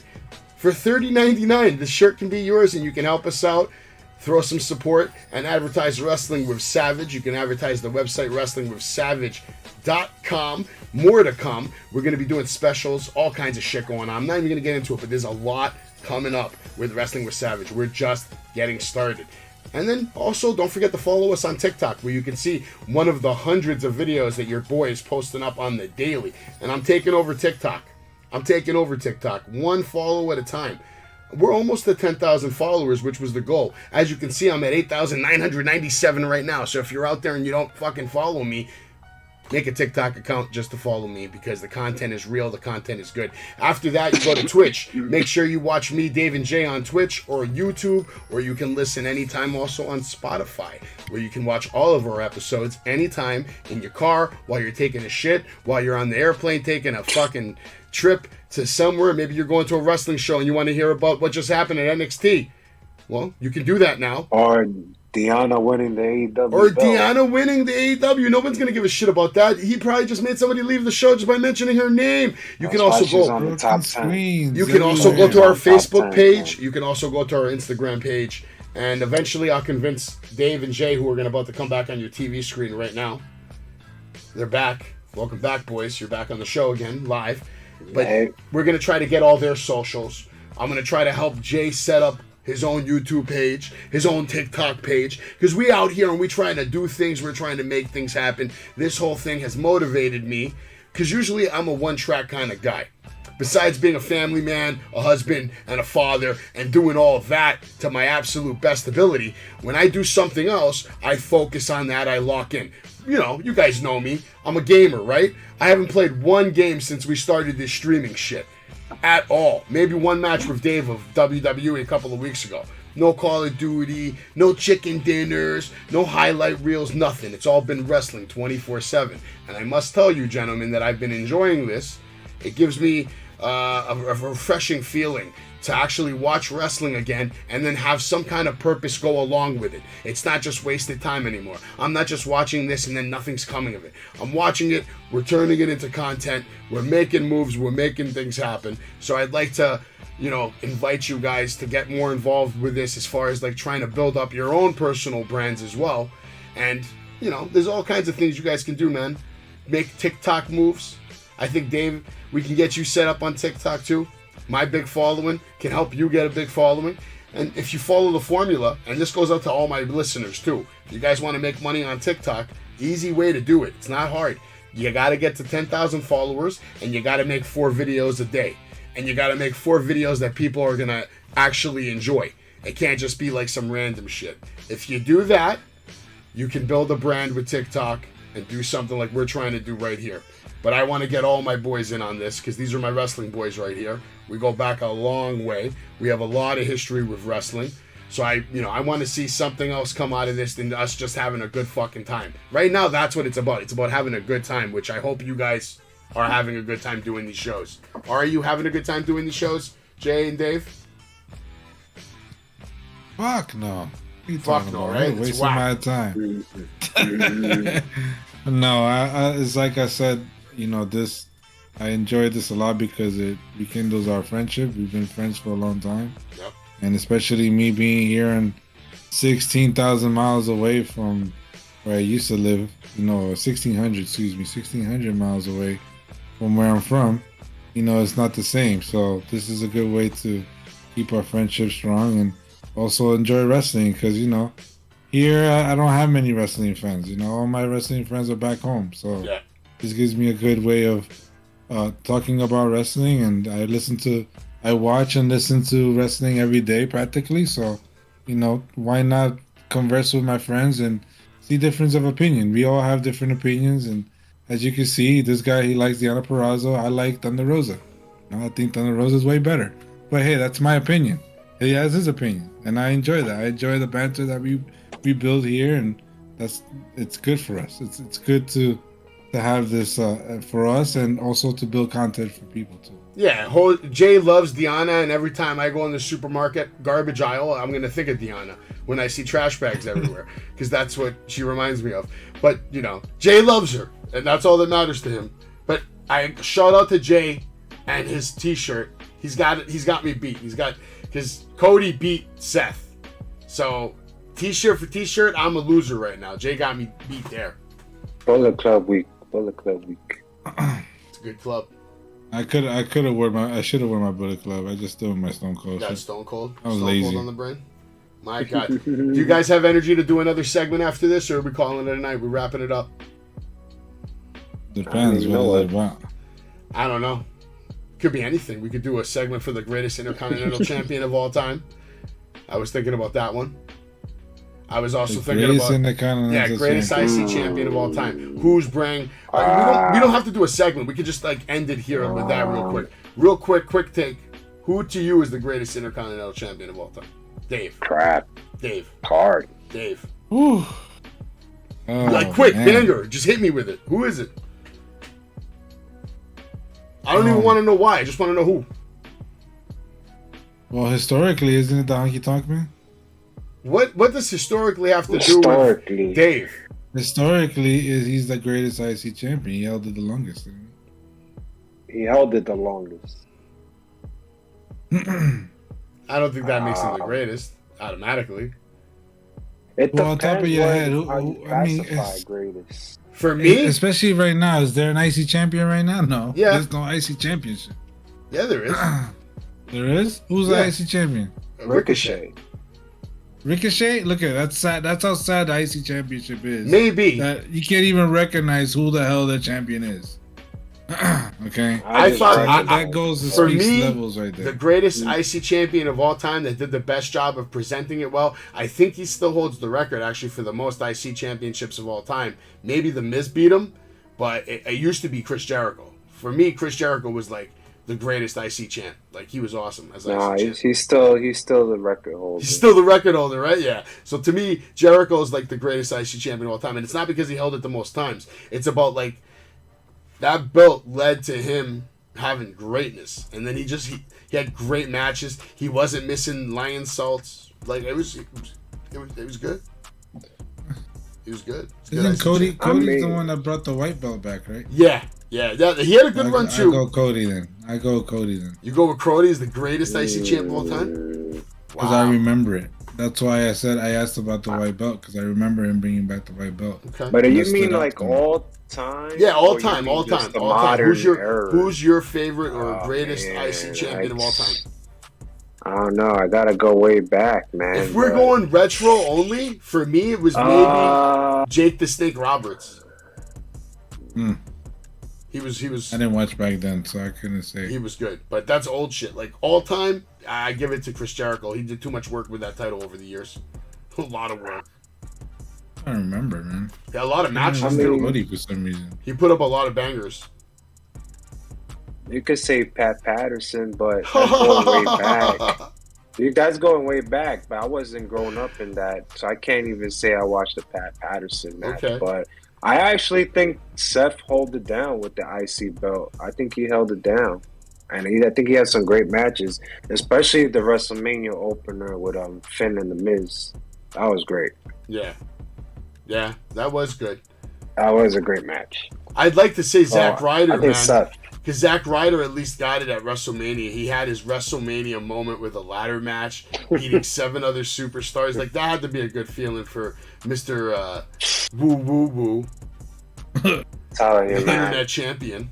But he's not the greatest of all time. He has 7 belts, man. He's not the greatest of all time. He's cool, though. He's unstoppable right now. Miz is up there. Miz had a hell of a championship run. NWA champion. Bret Hart used to be the symbol, and Shawn Michaels back in the day, that was the standard bearer for the IC championship. It was Bret Hart and Shawn Michaels. Those two guys held the down. I can't say that they're not the greatest. Though. Yo, Stone Cold, he didn't have an IC Stone run. Cold A little one, but a little one, not like a big short one. Yeah, he didn't have it long. Because his run that's went why to they mentioned.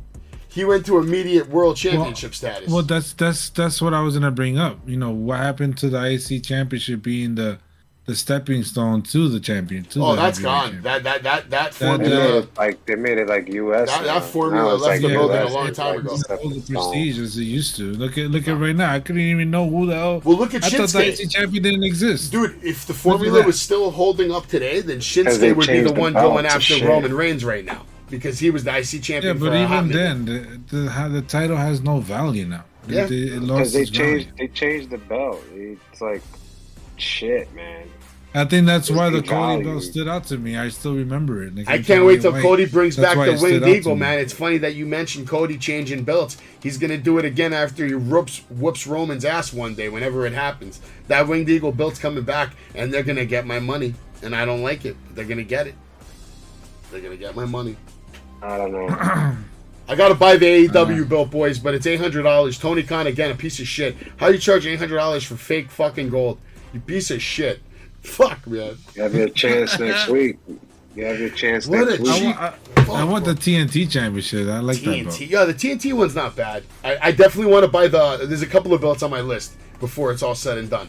I have to buy some version of the tag team titles, some version of the IC title, some version of the U.S. Championship title. I have to buy the original Winged Eagle Championship that Stone Cold Steve Austin held up at WrestleMania 14. That also Hulk Hogan held up one day. Undertaker held it up. Well, a lot of guys held it up. All I'm saying is that classic people that held that IC title, I can't say like Razor Ramon or Shawn Michaels. Razor was a hell of a fucking IC I can't champion. say that. Just off for one match. But yo, Razor was a hell of an IC champ. Actually, if like somebody came to me and said he was their favorite IC champ of all time, I couldn't argue with you, bro. He had some bangers. He defended it at Mania or won it at Mania, whatever the case was. I can't remember right now. 10. Didn't H-Hat have it too? 10. WrestleMania 10. Yeah, WrestleMania 10 ladder match with Shawn Michaels. I'm pretty sure Razor won, obviously, but I think HBK was the champion. Yeah, but he wasn't greater after that. Same run he had before. Well, dude, they were throwing him in matches with Doink. No, I mean, that's why he went to WCW. He was doing storylines with Doink at the time. I have a promo where he's telling Doink, "You're just a clown, man. I'm the bad guy." Like, just watching it, I was rolling. I was like, "What am I watching right now? This is real. This is what they did to Scott." No wonder he. Look what they did to Macho Man. Oh, forget it. They butchered Macho Man.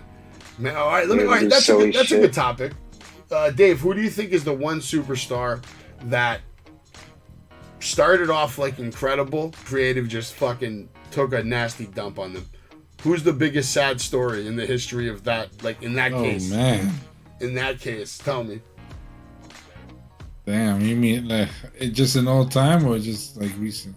No, it could be all time. Recent memory. It can be all time. Recent memory that I could think of is like Karrion Kross. They shitted on him big time. Oh yeah. But damn, a big star. It doesn't have to be a big star. It could be like someone debuting. For me, the biggest debut, and then it just turned into a shit career. If I have to give you an example, Fandango. They shit on him so fucking hard. He went from beating Chris Jericho in a big match at WrestleMania to being a comedy fucking act with Tyler Breeze. Another guy they shitted on almost as bad. Tyler was great. Tyler was fucking awesome wrestler. Still is. Well, wouldn't that be saying like Jay said earlier about Keith Lee? Didn't Keith Lee like come out and beat? Who did he beat the first time? John Cena, I think he beat him the first time. Yeah. His debut. Yeah. I think you're talking about Kevin Owens. He beat Kevin Owens beat John Cena. No, who Keith Lee? No, Randy Orton. He beat Randy Orton on his Raw debut. There you go. That's what it was. He beat Randy Orton, and then now where is he at? So, like I said, like I was making the case earlier, like he was an NXT champion, this and that, but he's the worst out of both of them. Like bad booking, man. But I can't say there's so many people on that list. You could say Ruby Soho or Ruby Riot if you want to call her. Look at her. She cut a great promo, look like a star, and she don't hold nothing back. You could say that. What I think, man, there's Rusev. That's another prime example. Wasted talent. I could say Bray Wyatt. I could say that. Yeah, Cesaro's another one on the list. List goes on and on, man. You could even say Cody was on that list. He just came back because he's hot, and now they realize, like, oh shit, like, we need Cody back. Yeah, wait, you own your own music? We don't got to pay for it? Even better. Yeah, oh yeah. All right, quick question. They're just getting him because he's hot shit. That's one wrestler that you could take away their injury, Jay, who is it?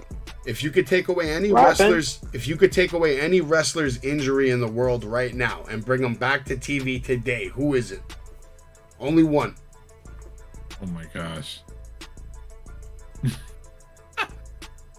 Well, obviously, I would say Steve Austin. No, I'm talking about active guys, man. Not people that are coming out of the wheelchair. Okay, no. Active wrestlers who are hurt today. Active on the roster? Active on rosters that are hurt today on the shelf. Yeah. That want to come back. That are going to come back. But, like, if you could take away that, you could take away that injury, it never happened. Kenny Omega? Okay. Kenny. That's my choice. Kenny Omega. Oh, you say? I thought you meant WWE. That's no, all wrestlers in general. For me, if we're doing AEW and WWE, I would say Kenny Omega or Big E. I would take away Big E's injury. We didn't need Big E's injury, bro. I felt bad that happened to him. He didn't deserve. Yeah, that pissed me off. He didn't deserve being in the ring with that fucking butcher. That guy has no business being on TV in a match with Big E, who was just your WWE champion, and you do him dirty like that. I hope he comes back and they split up. I hope the New Day split up. I hope Big E goes fucking super heel. I can't really think of nothing. Can't think of nothing? Not even Kenny Omega? I want to see. Nobody? Because Kenny Omega, I think, has made a difference in him being gone on AEW. I think he should, like, take the year off just to heal up and shit. I don't think you should rush into that, man. Major hernia, that takes like 2-3 months. You shouldn't just rush into it just because there's a major. But he's been gone for it's been like 6 months now that he's been gone. No? Yeah, but he just had hernia surgery, so he's gonna be out like another 2-3 months. But I don't think he should rush it. I think he should just do what he's doing with the AEW game behind the scenes of that, and just heal up and shit. I don't think you should rush it. It's like KD. You don't rush KD back into the court, right? You let him heal up for like a year, heal up all his moves, and then you put him on the court and see what he could produce. That's what Kenny Omega got a lot of injuries, man. It's not just a hernia. It's a lot of shit. Get waxed by the Celtics. Man. Yeah. You gotta. Yeah, I mean, they got waxed, but. What I'm saying is, it took KD a year to fully come back as KD, regardless if they got swept. All right. Kenny should just take time. You know what I'm saying? Heal up. Let's talk about something real quick. Let's talk about something. On our website right now and on the stream right now, everybody that's watching, they can see our top 10 wrestlers. They can see my top 10, Dave's top 10, Jay's top 10. So, as you can see, my top 10 is numbered. Jay's top 10 is numbered. Of course, Dave over here has to be fucking special and have his top 10 in no order whatsoever. On the top of my list, we have the Tribal Chief Roman Reigns. On the top of Jay's list, we have Roman Reigns. So my question now is to Dave. Dave, out of your 10 guys, because from the list you gave me, it looks like Sammy is the top guy on your list. Is that true? Is he your number one wrestler in the world? Right now, he's the one that has me more entertained out of everyone. Okay. So, yes, I will put him in number one. So that's how you grade the wrestlers, that they're the number one in the world. I grade them as how they make me feel. I don't care about what the world thinks of them. That's why I put like Thunder Rosa and all that. Because I grade them as what they make me feel. I fucking respect that, Dave. So right now, when I watch Sammy, I enjoy his matches and I even like worry about him doing his crazy ass things that he does, and it's like, yo, chill, you're gonna hurt yourself. So it's like, but I really enjoy his matches. I watch his vlogs and stuff. So I'm a real big Sammy fan. So why can't you put him number one next to his name? Because I felt like the way you said it, I didn't. You set it up as like right now. I almost felt like you were talking about like within the week. Like just right now, the state of wrestling, your top 10. So in reality, I don't really have like a top because it's like I said, it's all about emotional for me. So you go. It could change. Promo to match to moment to this. It's by the minute with you. Yes. You're emotionally invested in every single show. So basically, one show can turn the tide with who your favorite is at that moment based on your emotional attachment to that performer wrestler. Yeah, and that's how I pick my greatest. And Stone Cold made me feel the most, gave me the most. He extracted the most emotion. I was surprised that you put Brock Lesnar. I see him as the greatest. I'm really surprised you put Brock Lesnar on your list. He should be on mine. I love how Brock is right now. That's why I said, when Brock used to come out, I used to hate it because it was the same bullshit. Paul Heyman came out, talked for him, hook on the ring, suplex here, suplex there, F5, okay, it's over.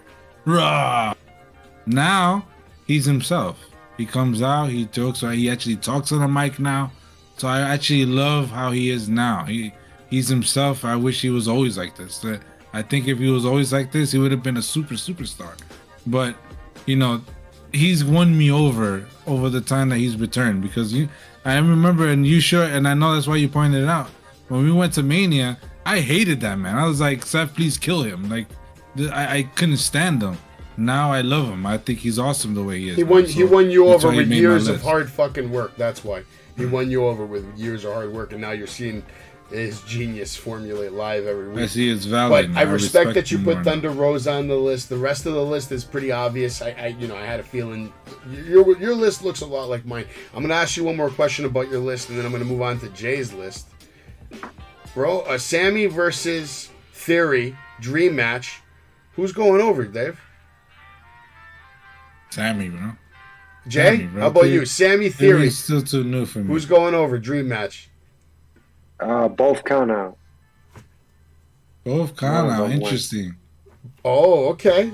Oh, you want a fair game? Okay. I have to put Theory over in this one, man. It's Vince's golden boy, baby. It's Vince's golden boy, man. Vince is my daddy. Come on, Sammy did it on his own, bro. Sammy did it on his own. He didn't need. You gotta admit, I think that would be the best professional wrestling match that the world could see today. Would be Theory versus Sammy. What a match that would be.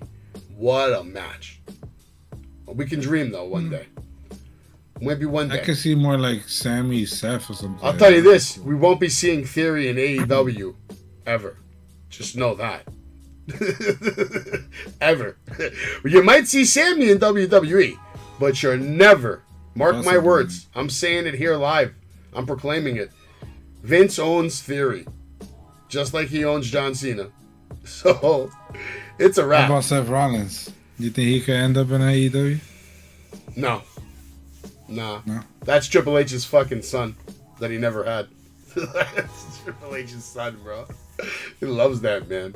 They love Seth. Vince loves him, too. He showed him love, did a vignette with him for his match for Cody. And he brought him Cody Rhodes. He brought him he gave him the Forbidden Door match. So you have to know that their relationship's tight. If he's gonna hook Seth up like this and put him in that big spotlight moment, and at the moment that was the thing the world was talking about the most. Cody Rhodes coming to WWE, which is why he's number 2 on my list. I see Jay. We're gonna get into your list. You only put Cody at number 5. You think Bryan Daniels better? You think Finn Balor's better? You think AJ's better? But apparently you do think Cody's better than Adam Cole, Charlotte Flair, MJF, Jay White. I was shocked to see Jay White on your list. So tell me about your top 10. And if Deanna's so fucking good, why is she only number 10 on your list? Well, first of all, my list is just fine the way it is. All right? Everybody got different opinions. Cody is not a great wrestler, y'all. I'm just going to throw it out there. He's not a Hall of Fame wrestler. All right, I don't want to care. He's not going to be my number 2 just because he has a hot run right now. And WWE's presenting him into this American nightmare. And now instead of whooping people with his big-ass belt, he's now freaking giving belt to children. Oh, Now he's giving the belt to the little boys and girls out there. Please, baloney. He is number 5 on my list. I think my list is fine. I think Deanna is number 10. Like I said, she's held it down. She's been champion for 115 days. I could keep going on. She's been AAA champion for over 365 days. I could keep going on with this woman, but I don't want to. But overall, I think Cody is a good number 5. I don't shame Cody. I just don't think he's a number 2 right now. I think the other guys above him are great workers.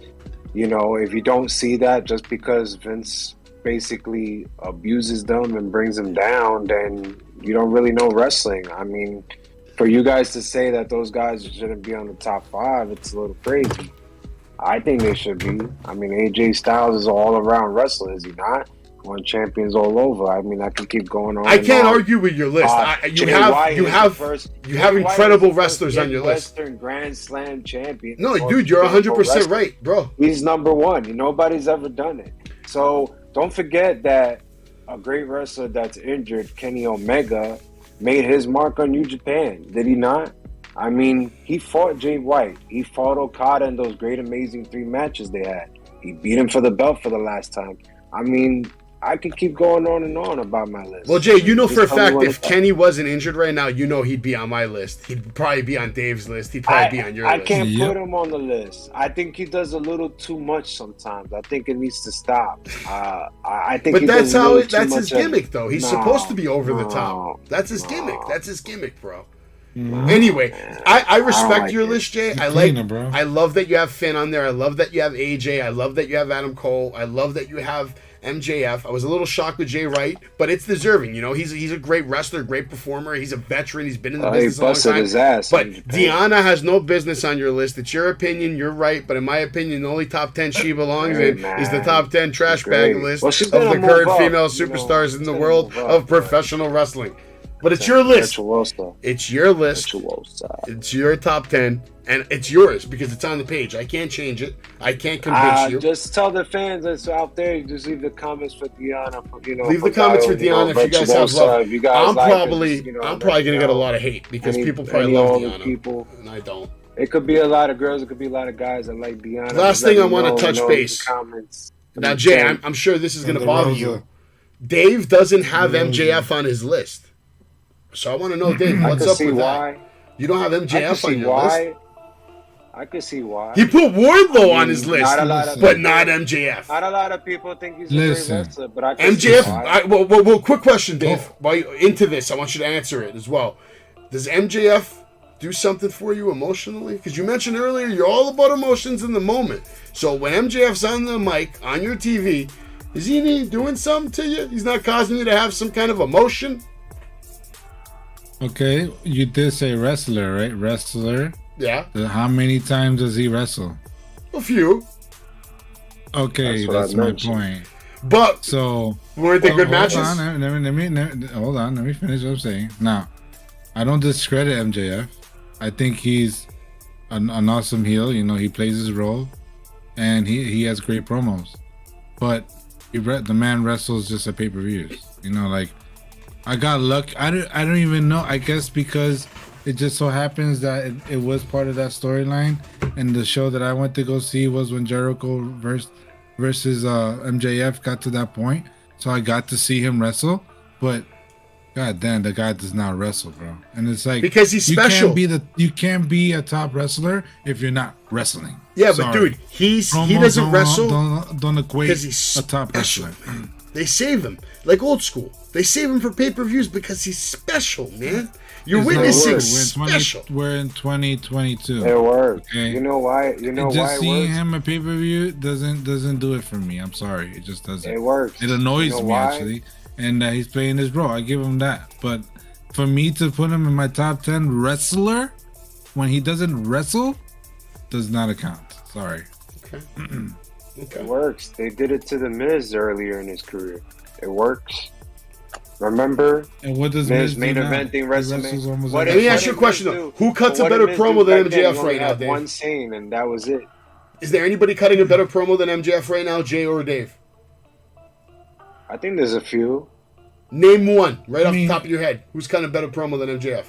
A heel promo? He's any promo. Heel promo? Any promo. Promo. I like Adam Cole's heel promos. Okay, Dave, you? Aside from MJF? Yeah, who's coming to mind first? Like, if I say, we're going to play a little game right now real quick. I'm going to say one word, okay? Or two words, and then you guys are going to say the first thing that comes to your mind. Jay's going to go first, and then Dave. And we're going to start it off. Heel promo. Jay. Adam Cole. Dave. MJF. All right. Drop kick. Dante Martin. Dave. Randy Orton. DDT. Randy Orton. John Moxley. Jake the Snake Roberts. All right. Chop.